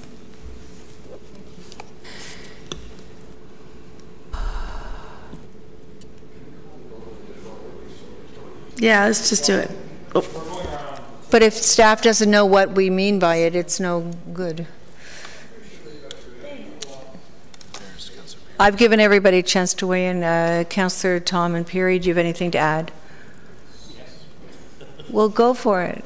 Again, I think I've made myself fairly clear. I think Councillor Thompson summarized it fairly well in his comments. The only thing I would say is my comment is I think we should be applying the same standard to everyone in town, to every property, not whether you have a locked gate or a not locked gate. So again, that's my comment, and I just, again, I hope that when it comes back to us is stronger. Thank you. Councillor Peary. Thank you, Madam Chair. The only thing looking at this policy that I would change right now, instead of having one officer be required if no one's home, it might make sense to have a second officer called in to inspect as well. To me, that just it makes more sense from a liability perspective. So that would be my suggestion. And I will state that I am vehemently opposed to us going to go get a warrant. I think there are stronger processes that we can put in place that do not require that. Thank you. Councillor Marcos, how many times have you spoken to this? Only. Go ahead. Thank you, Madam Chair. I just also want to ask if staff, when they do bring this back, if they could also look at, as far as, and I'm not sure if Councillor Perry, this is what you mentioned, because Mayor Dahl was in my ear there for a second, so I didn't hear. But as far as, because I heard you say liability, but as far as liability in regards to if something was to happen, if bylaw did exercise their power of entry, entered into a backyard, slipped, fell, who's liable for that? And so if they could look into that and give us some response on that, that'd be welcomed information, I think. Thank you, Councillor Maracas. Good question. Okay, all those in favor? Yes. A referral to staff. All those in favor? All those opposed? Thank you. That carries. Oh, yes, let's extend the hour now to 11 o'clock. Well, let's do 11 o'clock first. Is anybody going to go for that? Thank you, Councillor Perry. Nobody else interested in extending the hour? Councillor Tom, thank you, Councillor Tom. All those in favor? Okay, number 2, R2 at 10:30. Would anyone like to put this on the table? Thank you, Councillor Tom. Thanks you, Mayor Daw. Are there comments? Okay, I have a comment to you, Mr. Muno. I couldn't tell from this report what was happening with the trees that were to the east of the properties on Sisman.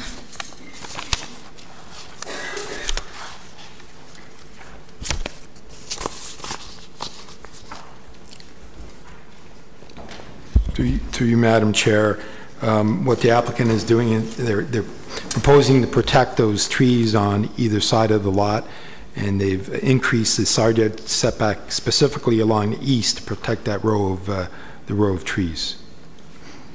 So the zoning amendment, the proposed zoning amendment in front of council is we've imposed some maximum front and rear yard setbacks and the increase the side yard setback on the easterly and westerly lot from 1.5 meters to 3 meters, primarily to provide that additional separation between the neighbors, but also to preserve those trees. And the owner is adamant that he does want to preserve that row of trees, specifically along the eastern edge.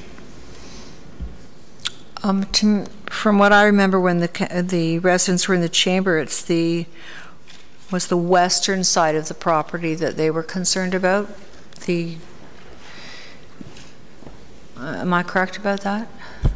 Through you, Madam Chair, correct, but there are more significant trees along the eastern boundary line, and if you refer council to Figure 5, you'll see the proposed building envelopes, the 3 meter side yard setback on the west, and there are a number of spruce trees in that rear yard that will be protected. And along the eastern boundary line, you'll see the... What page are you on, please? Page 15 to 15. Thank you. So the trees, thank you, the trees that are on the west side of the property, backing on to the rear lots on Sisman are going to be going? Through you, Madam Chair, no, they will be. There are a number of spruce trees in that rear yard that will be protected. I see that. They're all, okay, but the trees that would be bordering the house, those are going to be gone. Thank you. So I'm going to have to vote against this because we had a lot of very upset residents, and I believe that this application is going to hurt them, so I will be voting against it. Anybody else want to speak? Okay. Pardon? Oh, sorry. John Abel, please go. Thank you, Madam Chair. That's all right. So I noticed on the report, and I'm looking at page 8, which extends to 9, communications considerations. All interested parties, it's at the top of page 9, all interested parties were notified that the proposed zoning bylaw amendment application would be heard at the February 20, 2018. So, Mr. Ramuno, you did in the report say that there were comments and concerns expressed by the neighbors, and they were in the chamber when we had the planning meeting in 2017, and then you have addressed them, and the applicant has, and they've been notified that this is here, and we've received no further no one's here tonight, we'll see, but I'm of the opinion that they have no more comments further to the ones that were voiced and addressed. So to me it looks like we're moving forward, so I just wanted to point that out. Thank you. Councillor Tom.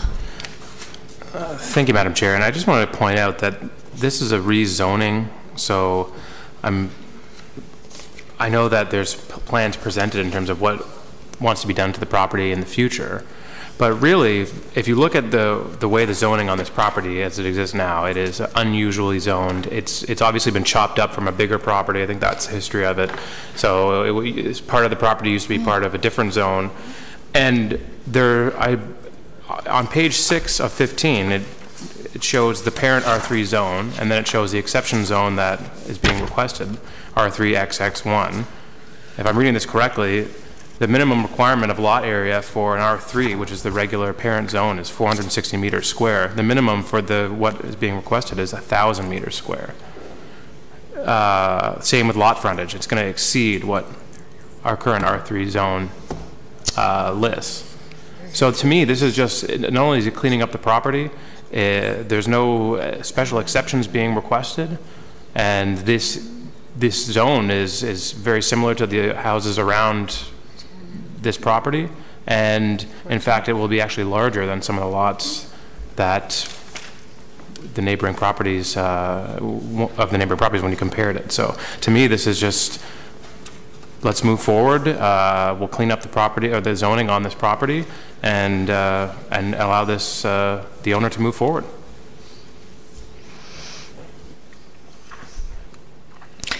I have a question to you, Mr. Minot. If this zoning goes through, do we know that it will only go through for the permission of 2 homes on these lots? To you, Madam Chair. Yeah, correct. The process would be, once council enacts a zoning bylaw that would permit the applicant, the owners, submit a severance application to create sever the property into 2. Then we would enter into those appropriate agreements with them prior to submission of building permit application. So the step following zoning enactment is they need to proceed with a consent application to sever the property in 2, as per the zoning before council. Thank you. So that's up to the Committee of Adjustment. Well, I know the residents aren't here this week. Maybe they'll come next week, but I still think it's the wrong thing to do, so I'll be voting against it. Okay, all those in favor? All those opposed? That carries. We're on to number 3. Oh, we've done R3. No, R10. Yeah. R10 and R14. Okay, so we'll now, thank you, we'll move, have we moved 10 and 14 forward yet? Yes, we did. Thank you. R10.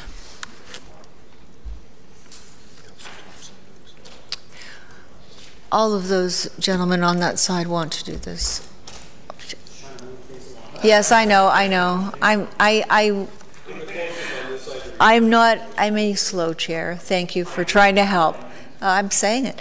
Okay, so mover and seconder you have? I think Councilor Thompson moved it. The mayor is seconding it, so it's on the table. Thank you. Are there any comments on this?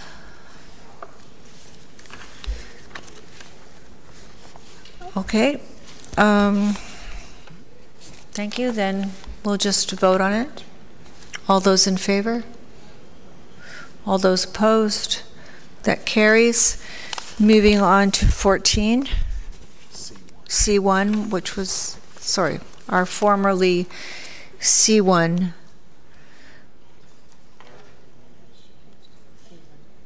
I'm lost. I've lost myself. What is C1? It's up on the screen. Oh, yes. C1, I believe Councillor Abel wanted that. Yeah, Councilor Abel. So, it's not on the table, though, is it? No, Councilor, if he wants to move it or... Okay, we need to put this on the table. Councillor Perry is moving it, and I didn't see... Councillor Abel, are you moving it? Seconding it?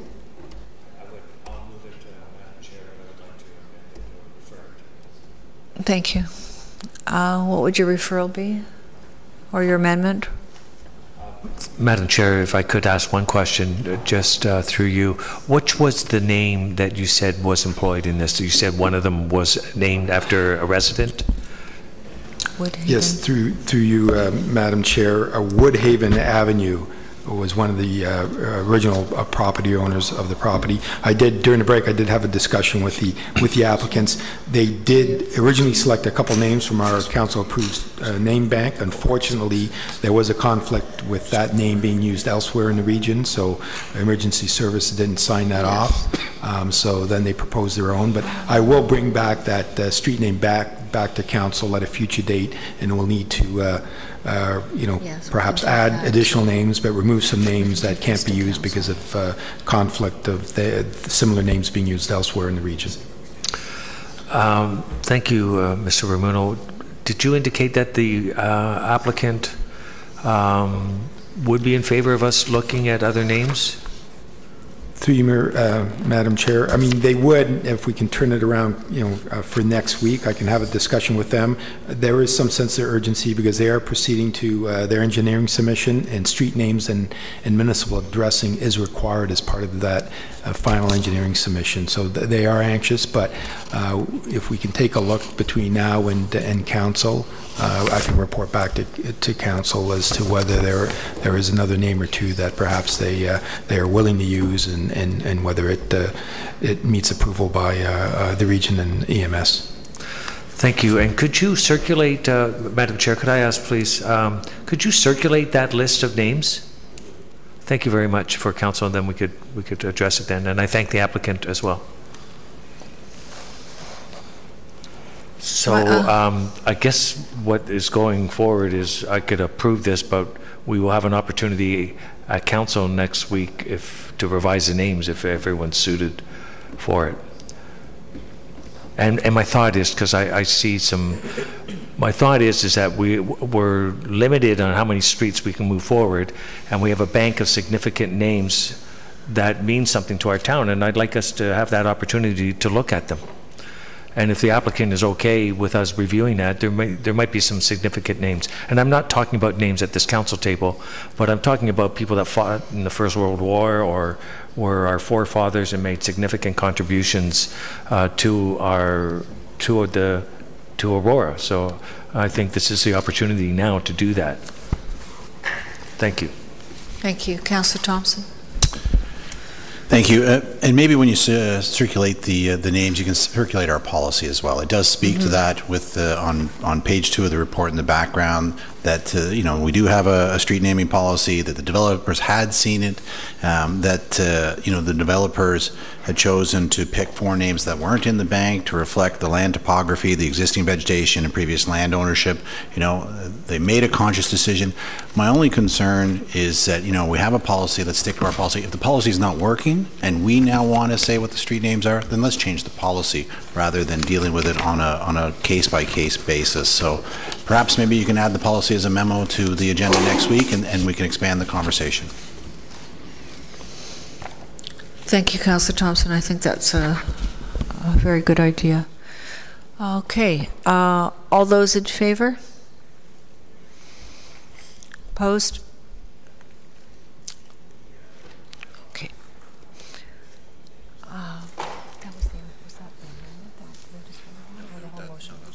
Okay. Thank you. Let's go back to item number 6. This is the room hall permitting policy. Thank you, Councillor Tom. Thank you, Mayor Daw. It's on the floor. Any comments on this? I have some comments, but I'm going to save them to next week. Okay, all those in favor? Opposed? That passes. Number 7. This is the alternate member to York Region Council. Would somebody put that on the floor, please? Thank you, Councillor Kim. Thank you, Mayor Daw. Okay. Would anybody like to? Councillor Peary. Thank you, Madam Chair. I disagree with this here tonight. I think 7 months before an election is the wrong time to be appointing someone to act in this capacity. In my estimation, there's already been some level of politicking going on, and regardless of who the policy is currently pointing to, I think it's the wrong time to do that. Further on down the road as well, I think it should be left up to the council in next term of council to decide who their alternate is. There's no guarantee that a deputy mayor wouldn't have a full-time job and thus other commitments, so they wouldn't be able to act as an alternate.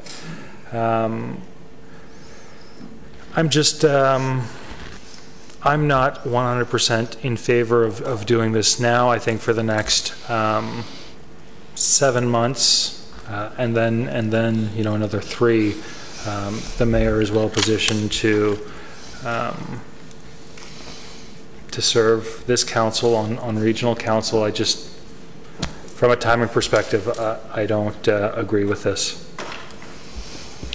Thank you, Councillor Perry. Mayor Dahl.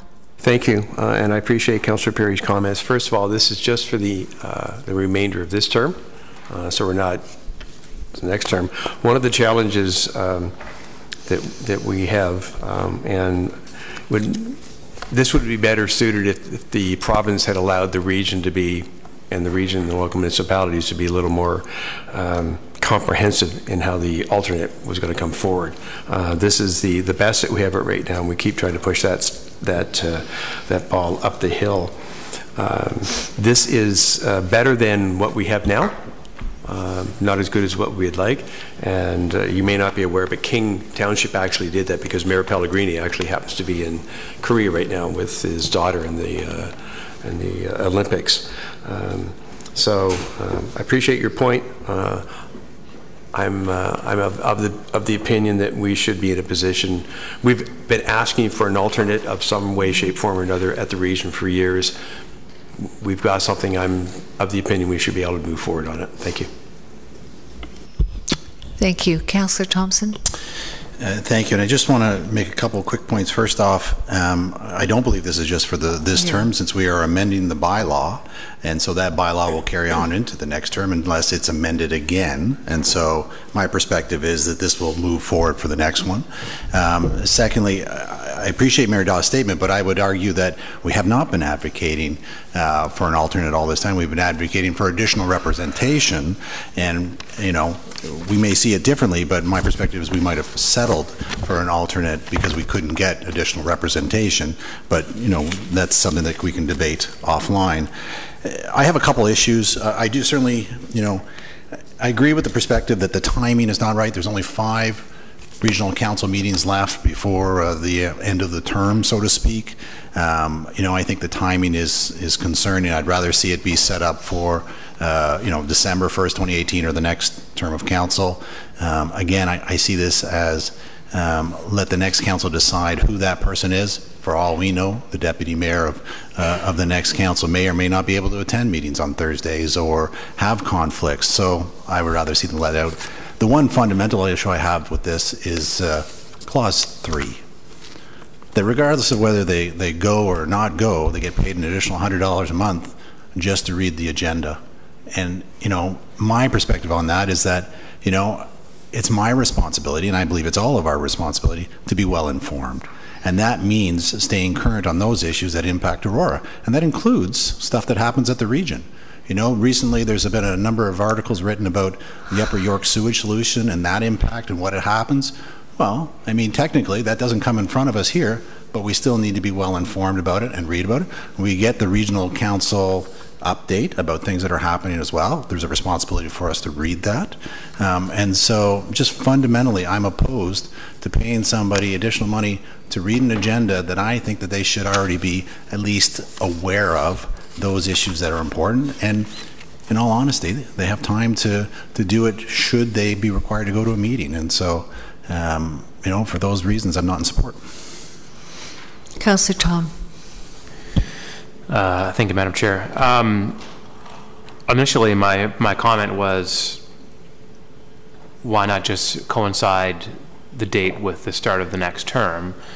But, you know, upon hearing some of the discussion, you don't run for the deputy mayor position. It just, if you happen to finish first, you get it. And I think the point is a good one, that if, you know, this is a part-time role, including the deputy mayor's position, and so if you work full-time and you happen to come first, I mean, everyone wants to come first if you're running in an at-large system. No one's going to, no one's, everyone except for Councillor Peary. He aimed for the 8th spot both times, and he got it. So, but I think that there is a good point. So perhaps, you know, perhaps this is best left to the next council to elect their alternate.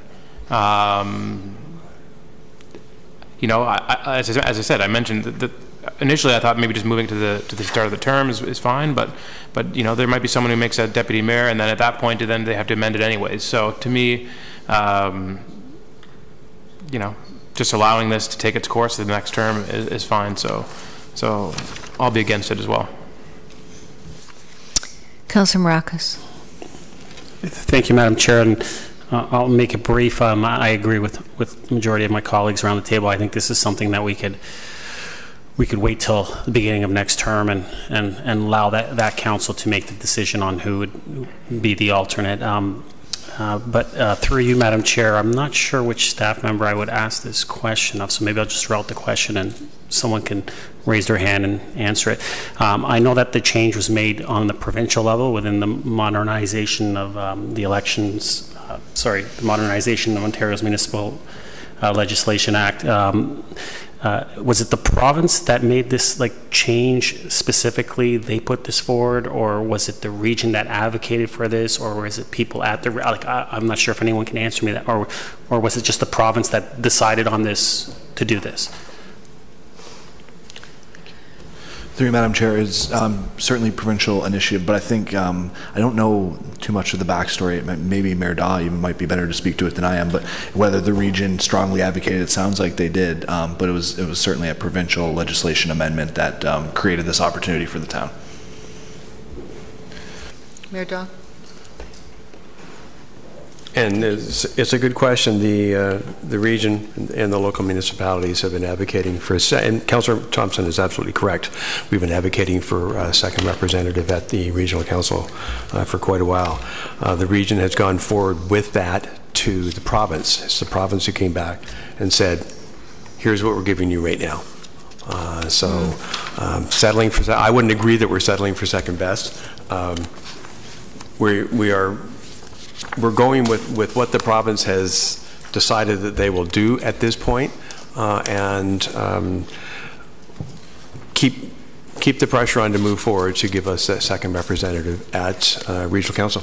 So I'm not sure if that fully answers the question, but it's been a combined effort. Thank you, Mayor. Thank you.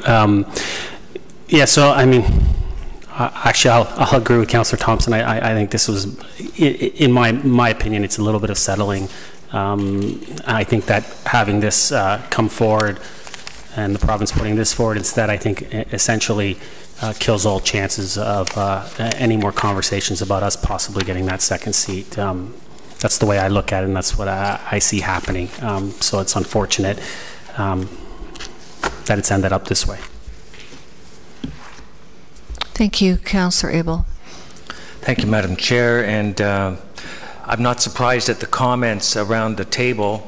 You know, seeing as I've lost my seat on the Economic Advisory Board and other matters that have been going on, I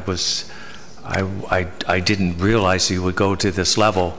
But certainly the $100 is I think as petty as you can get. And the fact that you want to decide who goes and represent doesn't surprise me at all, because you know, that's the way we do things here now. Okay. I knew that was coming too. I could have guessed that. Councillor Abel, I think you should just, do you want to do a question of privilege? I think if the council was listening to the debate around the table, we were talking strictly about what's right for the remainder of this term. No one was talking about him. It's inappropriate to talk about, you know, individuals being petty. That's not what anyone here is talking about. I take personal offense to that. Thank you. I agree with the point of privilege. Who else got a point of privilege? Because they all seem to want to get in on it. It was. Sorry, can I get yes. a clarification from the clerk? Yes. What's the remedy when the chair rules in favor of a point of privilege under our procedural bylaw? I believe that the person can ask for a council vote. No. Perhaps you can vote me out of council. Can we do that? No, you can't. We can't do that. Okay. Well. Mr. Clerk. Through you, Madam Chair. Section 48C of the procedure bylaw. When the chair rules that a breach of privilege has taken place, he/she demands that the offending member or individual apologize, and failing such apology, requires said member or individual to vacate the meeting room for the duration of the meeting. Councillor Abel. Councillor Abel, would you like to make an apology? Sure, I'd love to make an apology. Can you tell me what I'm apologizing for? I believe you're apologizing for intentionally or not intentionally insinuating that members of council, Councillor Peary put it properly. What did you say? Well, let him say it. Councillor Abel insinuated that people were making their decisions based on personalities and that we were being petty in our decision making, and I find that completely offensive and incorrect. Thank you. So it's a list, so let me just get it right. I'm apologizing for... You're apologizing for making this personal. Insinuating that it was personal. Okay. So I apologize for making this personal. And Councillor Thompson, you probably want the remark about petty removed.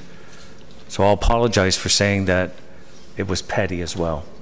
Thank you, Councillor Abel. Councillor Maracas, did you want to add anything to this? Well, no. Okay. You're the next. I accept your apology. Thank you very much. Councillor Maracas. I haven't finished. Or you haven't cut finished? off. No. Okay, continue, please. I just want to be sure if I could ask the clerk, through you, Madam Clerk. After the apology, is the councillor still allowed to talk? Yes. You had the floor. Well, thank you. Well, I would have considered an honor and a privilege to represent as an alternate at the regional level. And I thank staff very much for making the recommendation. And I think the message that we want a second representative and or an alternative, because I did hear in years that we didn't even have an alternate if the mayor was not able to attend. And I feel that after 7 years, I have the confidence of the community, and I think it would have just been a privilege, and I'll take the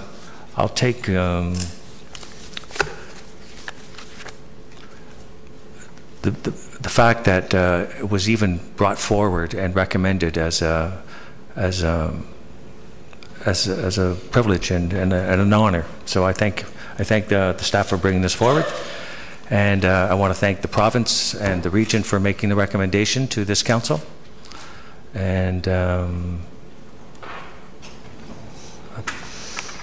sorry if I offended anyone. Thank you. Thank you, Councillor Maracas. No. Actually, I hit the button on a question of privilege as well, but that's fine. Okay, thank you. I was. No, I think that's quite fine, Councillor Abel. Okay, I'm going to speak to this. I am in agreement with it. I do think it should be limited to the rest of this term for all of the points that were made at the table. And with respect to what Councillor Thompson said, maybe the mayor would be able to answer this, but I think there's a lot of preparation. I've seen those agendas; they're huge. So I think, and we never know, at the last minute, the mayor may not be able to go. So I think in this case, our deputy mayor has to be prepared. They have to be familiar with the agenda. That takes a lot of reading. It takes time, and I absolutely agree with this. The only thing is that I agree that it should only be for this council, the rest of this council term. So, Councillor Maracas. Thank you, Madam Chair. I guess I just have a few questions about, how an alternate would work. Through you to, I guess, the clerk. Corporate services.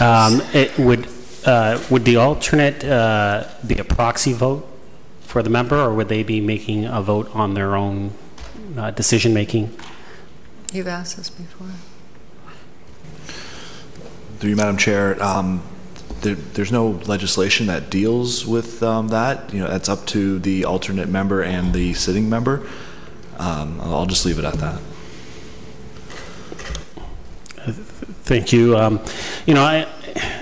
didn't want to elaborate, but I will right now. I'm fundamentally opposed to this. I just don't see the need for an alternate, and I know that some of the discussion is what if our regional rep is can't make it and will be away, and there might be a pressing issue, and they need to have those discussions. I've listened into many regional councils, and I'm sure everyone else has at times, and I know Mayor Dawes mentioned this before, that there is a bit of a respect and rapport among the colleagues that sit at the table, that if there is that pressing issue and someone happens not to be there and they want to speak to it, that one of the other colleagues will defer that item to a next meeting till they get back. And so in my mind, I don't believe that when you're only having one council meeting a month, I don't see how many you're actually going to miss, and so how this will be so useful unless you're sick. I don't see the other reasons why because if you're going to take vacation or stuff like that, you can work it around with only one meeting a month. So I just don't see the need for this. I think there should have been that bigger push to say that we don't need this, we need that second seat. And those are just my thoughts and my opinions on it. Thank you. Okay, all those in favor? All those opposed? That does not carry. Thank you. Moving. Oh, so sorry. Let's do this. Okay,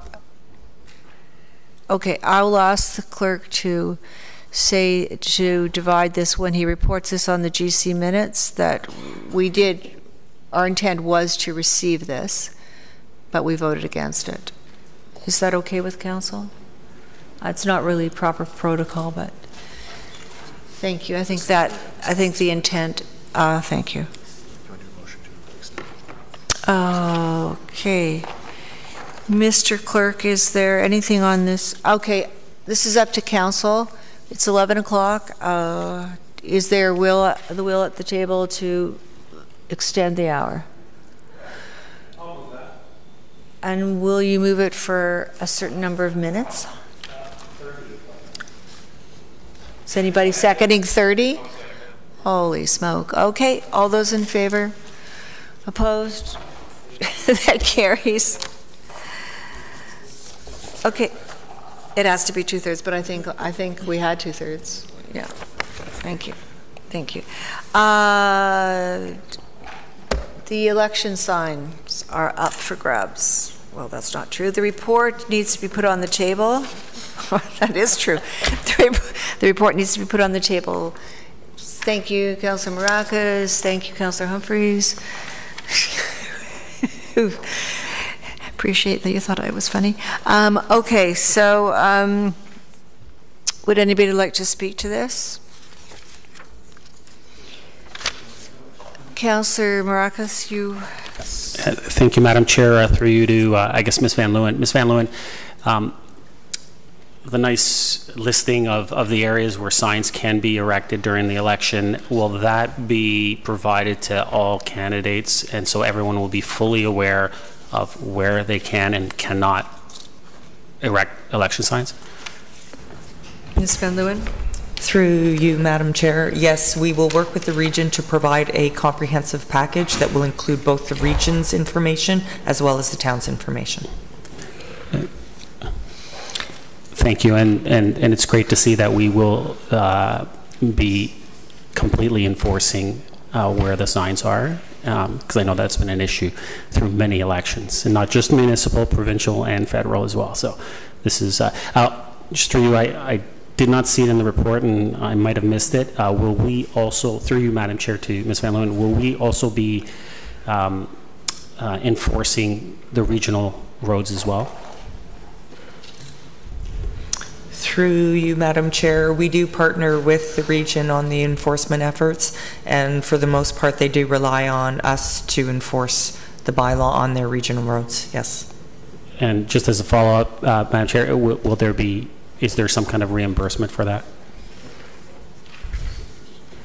Through you, Madam Chair, the region's bylaw has a $250 fee that they have agreed to allow us to keep to offset the efforts. Thank you. And can we add a 6% administration fee to that, please? Ho, ho. That's all I have. Thank you. Ms. Van Leeuwen, could you speak to this a third-party advertiser?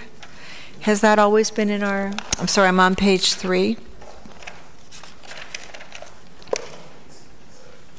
To you, Madam Chair, these are new provisions that are in the Municipal Elections Act that identifies third-party advertisers, and they are anyone who opposes or promotes a particular candidate, and if they incur an expense, then they must register as a third-party advertiser.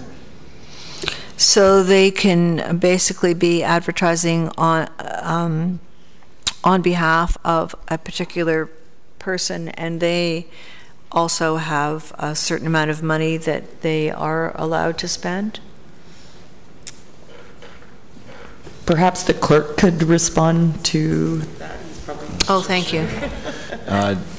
Through you, Madam Chair, absolutely. They're subject to the same restrictions that candidates are. Thank you. It seems to me to be a very strange thing. Okay, if there's no more questions, all those in favor? Opposed? Thank you. That carries. Yes. Councillor Kim has left for the evening. He pulled item C2 to be moved to the regular agenda. Okay. I'm just asking that we possibly defer that to next week, to the regular agenda, so that he could speak to it then. That's a great idea. Thank you for suggesting that. We need a vote on that. So could somebody second that? Thank you, Councillor Humphreys. All those in favor? Excellent. What else do we have? I think we have C3. Next one's R9. Oh, R9. Yes, R9. Would somebody like to put that on the table, please?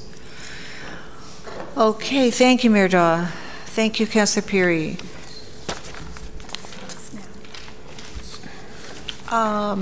Something went wrong. I found this a little confusing. Are there any, okay, Councillor Peary, are you going to explain it for me? I don't believe I can explain this one to you. I just want to make sure through you, Madam, not in that way. Madam Chair, through you to Mr. Downey, I just want to make sure that I understand the pros to this and the reason why, sorry, Mr. Ramuno, the pros to this and why we're moving forward. First pro, will be able to collect a small sum of money, and then the second pro would be that it would expedite the process for something where we only get 6 reports or 6 a year. Through you, Madam Chair, that's correct. It'll streamline your process as part of the technical review of review of servicing engineering plans for sewage works, our own projects and private projects. That's correct. Follow up, is there anything I missed? Is there something else that's a very big benefit? Because the reason I'm asking, this was allowed for in 1978 and we're only doing it now. So it's been 40 years, so I just want to make sure that I understand all the pros properly. Through you, Madam Chair, just to try and clarify, I mean, town was always responsible for the review of water connections. The region, back in '78, was responsible for the review of the sanitary works, as well as the Ministry of the Natural Environment. They are now trying to download this to the local levels when it comes to the minor sewage works. And we have the capacity to do it. Our engineering staff are conducting the review anyways, but we then do need to send the designs down to the province, and it does take some time to have them review and provide their engineering compliance approval. Stormwater is with will go to the Conservation Authority, and they are going to take part in the program as well.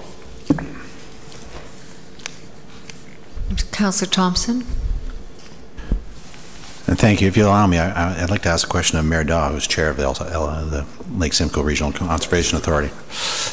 It says that 15 of the 20 municipalities within the watershed have a TOR agreement currently, and I'm just curious whether that's the goal, is to get all 20 onto one of these TOR agreements, or if there's some municipalities who are objecting to it, and if you could elaborate.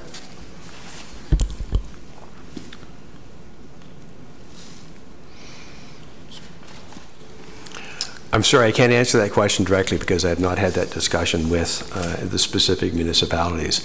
What I can say is that the authority and the various municipalities who've signed on have been looking for this for years. As Mr. Ramuno mentioned, most of the work is done locally, and then it gets submitted to the province, and it can sit there for months. It can sit there for anywhere from 6 to 8 months for them to essentially stamp their approval and send it back. So this speeds up the process dramatically. I can't speak to the other municipalities. It could be they haven't gotten around to it. I can do my best to find out for you. Councillor Thompson, would you like the mayor to do any investigation on this? He can update council next week if he can find out. If you wouldn't mind. Thank you very much. Okay. All those in favor? Opposed? That carries. Mr. Clerk, how are we doing? Excellent. We're doing excellent. R11. We've done 10. We're going to R11. Could somebody please put that on the table? Thank you, Councillor Thompson. Thank you, Councillor Peary. Okay. Are there any comments or questions on this?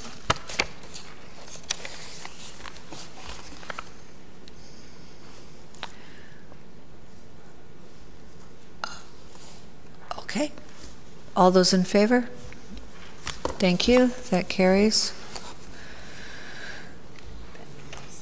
Pending list. Could we please move? Councillor Abel, is there anything on the pending list? Is there any reason that we need to tackle the pending list now? Thank you. No, let's not. Let's go. Let's take that to a GC, please. Yeah. Could we have a motion to defer this to a GC?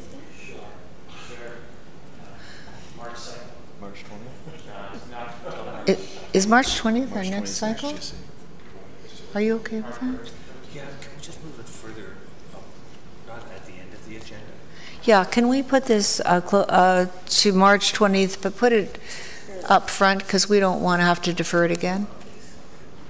Thank you. Thank you. Mr. Clerk, you heard that.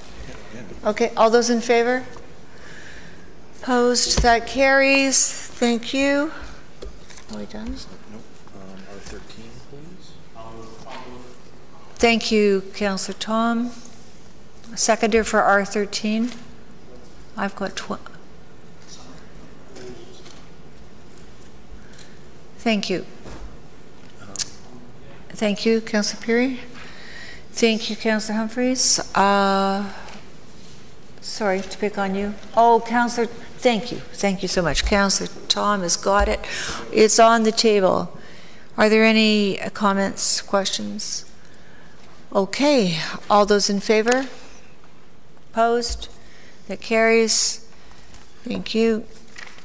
Just the accessibility minutes. The accessibility minutes. That's C4. C4. And if anybody has any questions, I have a couple.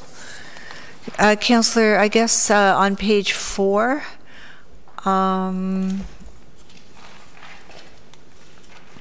so it speaks about the deadline for submitting the full application being February 28th.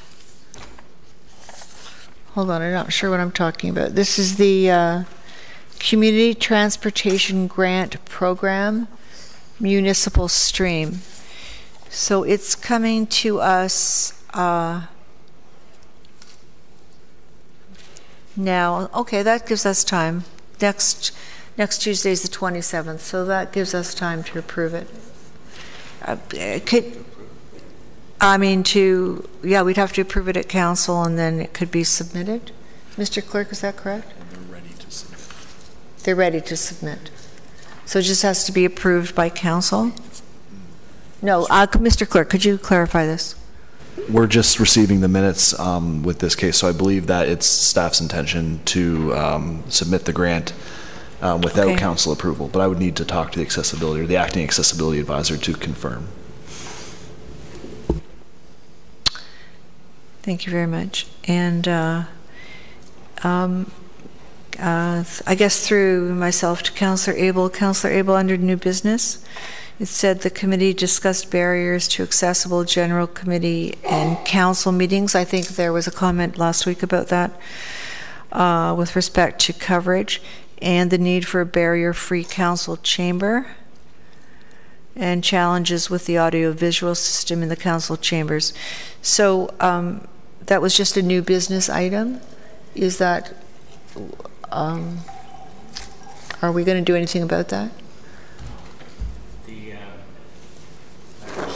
At the conclusion of the meeting with the media coverage here, we had Chair Tyler Barker try the accessibility and see the improvements, because we wanted to see how barrier-free it was, and he struggled a lot. He did manage to get down the wings, and he did note that the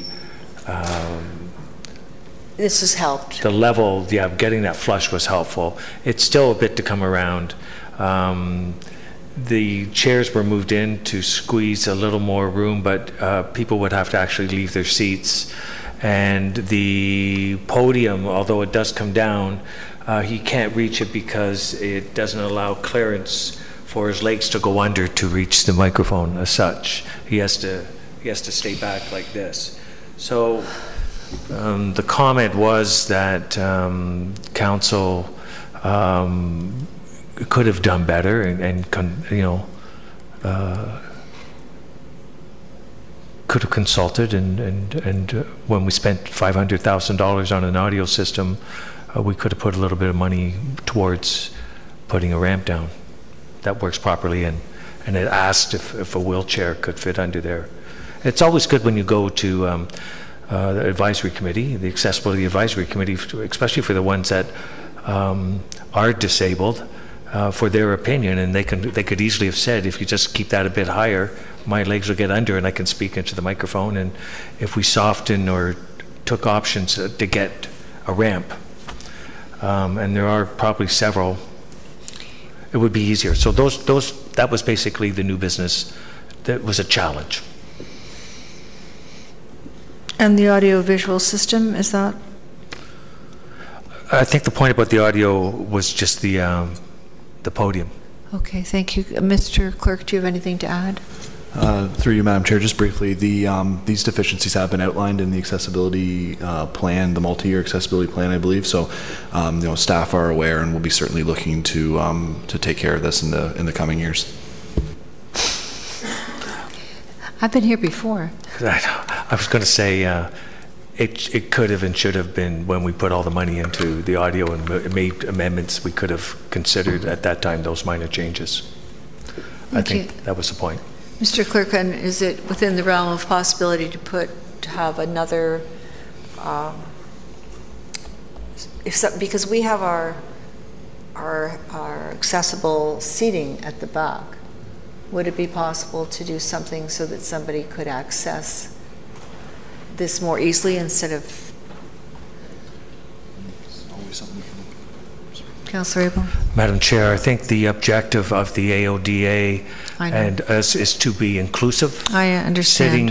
The comment was sitting up there out of touch is not the solution. The solution is to make the chamber accessible for those that have a physical challenge to get down to the podium. Thank you.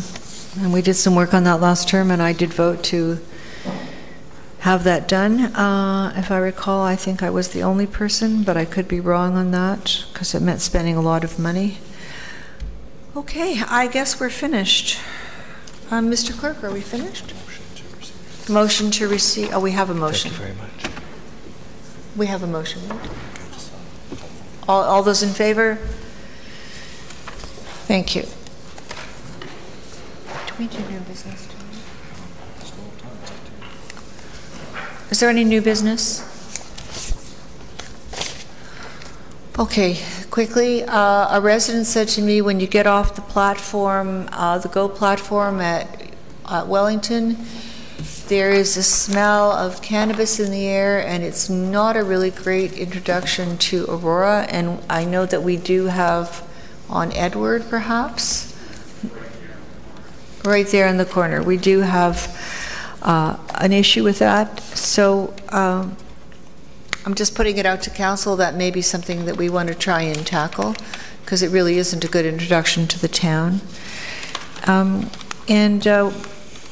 The other thing is, through myself to Mr. Muno, could you describe what the process is going to be for the public meeting on the 28th? And we will not be sitting at this. Council will not be sitting like we would be in a public planning meeting.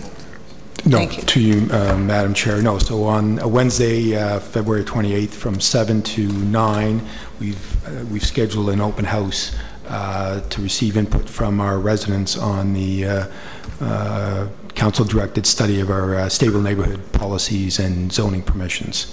And so the format is staff will have a brief presentation, a 10-15-minute presentation, just lay out the context for the residents here in council chambers, and depending on the crowd, we will then open it up to, if need be, we can have a couple breakout sessions and we'll split up the group. We can have a group here of 30 or 40 in council chambers and move a couple other groups upstairs to the Skylight Lounge or the lunchroom and have some breakout sessions where we will then take comments from residents with respect to what their concerns are, what changes they'd like to see. And then the intent is to come back, regroup for the last hour or 45 minutes back here, so we can open it up, share what we've heard, and just open it up again to the residents and hear what their comments are. And council is obviously welcome to attend, but it won't be a formal council meeting, so council is not expected to sit in council chambers. You can just attend the sessions and wander from one group to the other. And if we're in this chambers, again, council could just hear what the residents have to say about the issue and any changes that they may propose. Thank you, Mr. Muno. And judging from the success of the meeting that Councillor Thompson and Councillor Maracas had, I would ask that the breakout sessions do happen. Thank you. Thank you in advance. Councillor Maracas? Thank you, Madam Chair. I do have one, but I also would just want to thank Mr. Ramuno for putting that together, and I'm looking forward to it. But through you to Mr. Downey, as our Director of Operations, I'm just wondering, there's quite a few municipalities that are taking up the Smart Cities Challenge, which is an initiative put forward by the federal government and Infrastructure Canada. And I'm just wondering if we will be looking to enter into that, because there is a possible $10 million prize to implement your smart city proposal. Just if we aren't, can we look into possibly, because the deadline's not till end of April, I believe, and so there's still time to actually look at getting involved. Through you, Madam Chair, happy to look into it. Quite frankly, I haven't heard about it. So okay. If you have any information, I'd certainly appreciate it coming my way, and I'll look into that. Thank you. Thank you, and I'll forward you the link. And yeah, I think it's a great opportunity for us to put forward a proposal, engage the community, because that's what it speaks about when you and actually I'll forward it to the rest of council as well. When you read it, it engages the community, brings them out. You set up a proposal on how you'd like to move forward with creating a smart city, and there's a prize, in essence, $10 million from the federal government. So it'd be great for us to engage in it and put it forward. Thank you. Councillor Abel. Thank you, Madam Chair. There was another severe accident at Yonge and Wellington on Saturday. Four-car collision. It was pretty serious. And I'm wondering if there's any way we can figure out if there's a common scenario where these accidents. So my thought is that when they seem to be coming southbound and people making a left turn going north onto Wellington seem to get caught with people roaring down that sort of blind spot. And maybe it's just a matter of awareness and caution or something along those lines, but I don't know if we can figure out those stats. I mean, it may be that the police could give a report and say, yeah, you've had 20 accidents there, and they are all southbound. It doesn't seem to be occurring as much east-west from what I'm seeing as it is north-south, and specifically running south, running that light down. So, Madam Chair, I'm wondering if there's anyone that could look into that. And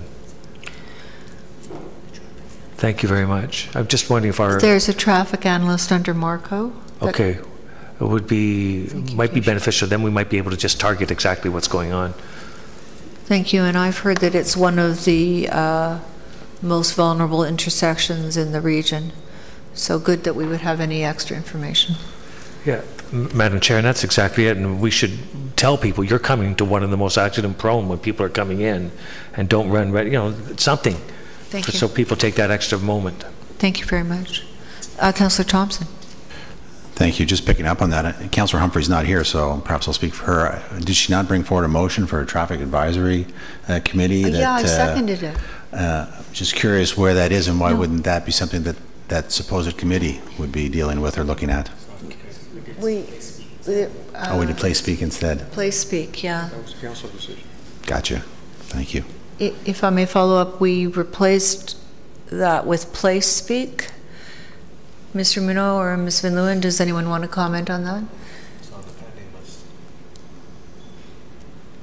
list. Through you, Madam Chair, that's correct. That's my understanding and recollection is we're handling those matters through Play Speak, where members of the public can provide their comments through that medium. But my sense of Play Speak was it identifies it, but it's not necessarily a forum to address it and resolve it. Whereas in Councillor Humphrey's motion, it was about utilizing other people as well to come up with suggestions and solutions. So, anyways, I'll leave that for Councillor Humphreys to bring up when the pending list comes back. Thank you. Will, if I'm correct, Councillor Abel said it's on the pending list? When I read the pending list, it's still there? The motion and then what was actually done, and it said the motion was the Traffic Advisory Committee. When it was completed, it was on Play Speak. Okay, so we can raise. Thank you, Councillor Thompson. Okay. We're good? Motion to adjourn? Oh, there go the hands. Councillor Tom, Councillor Peary, all those in favor? We are adjourned.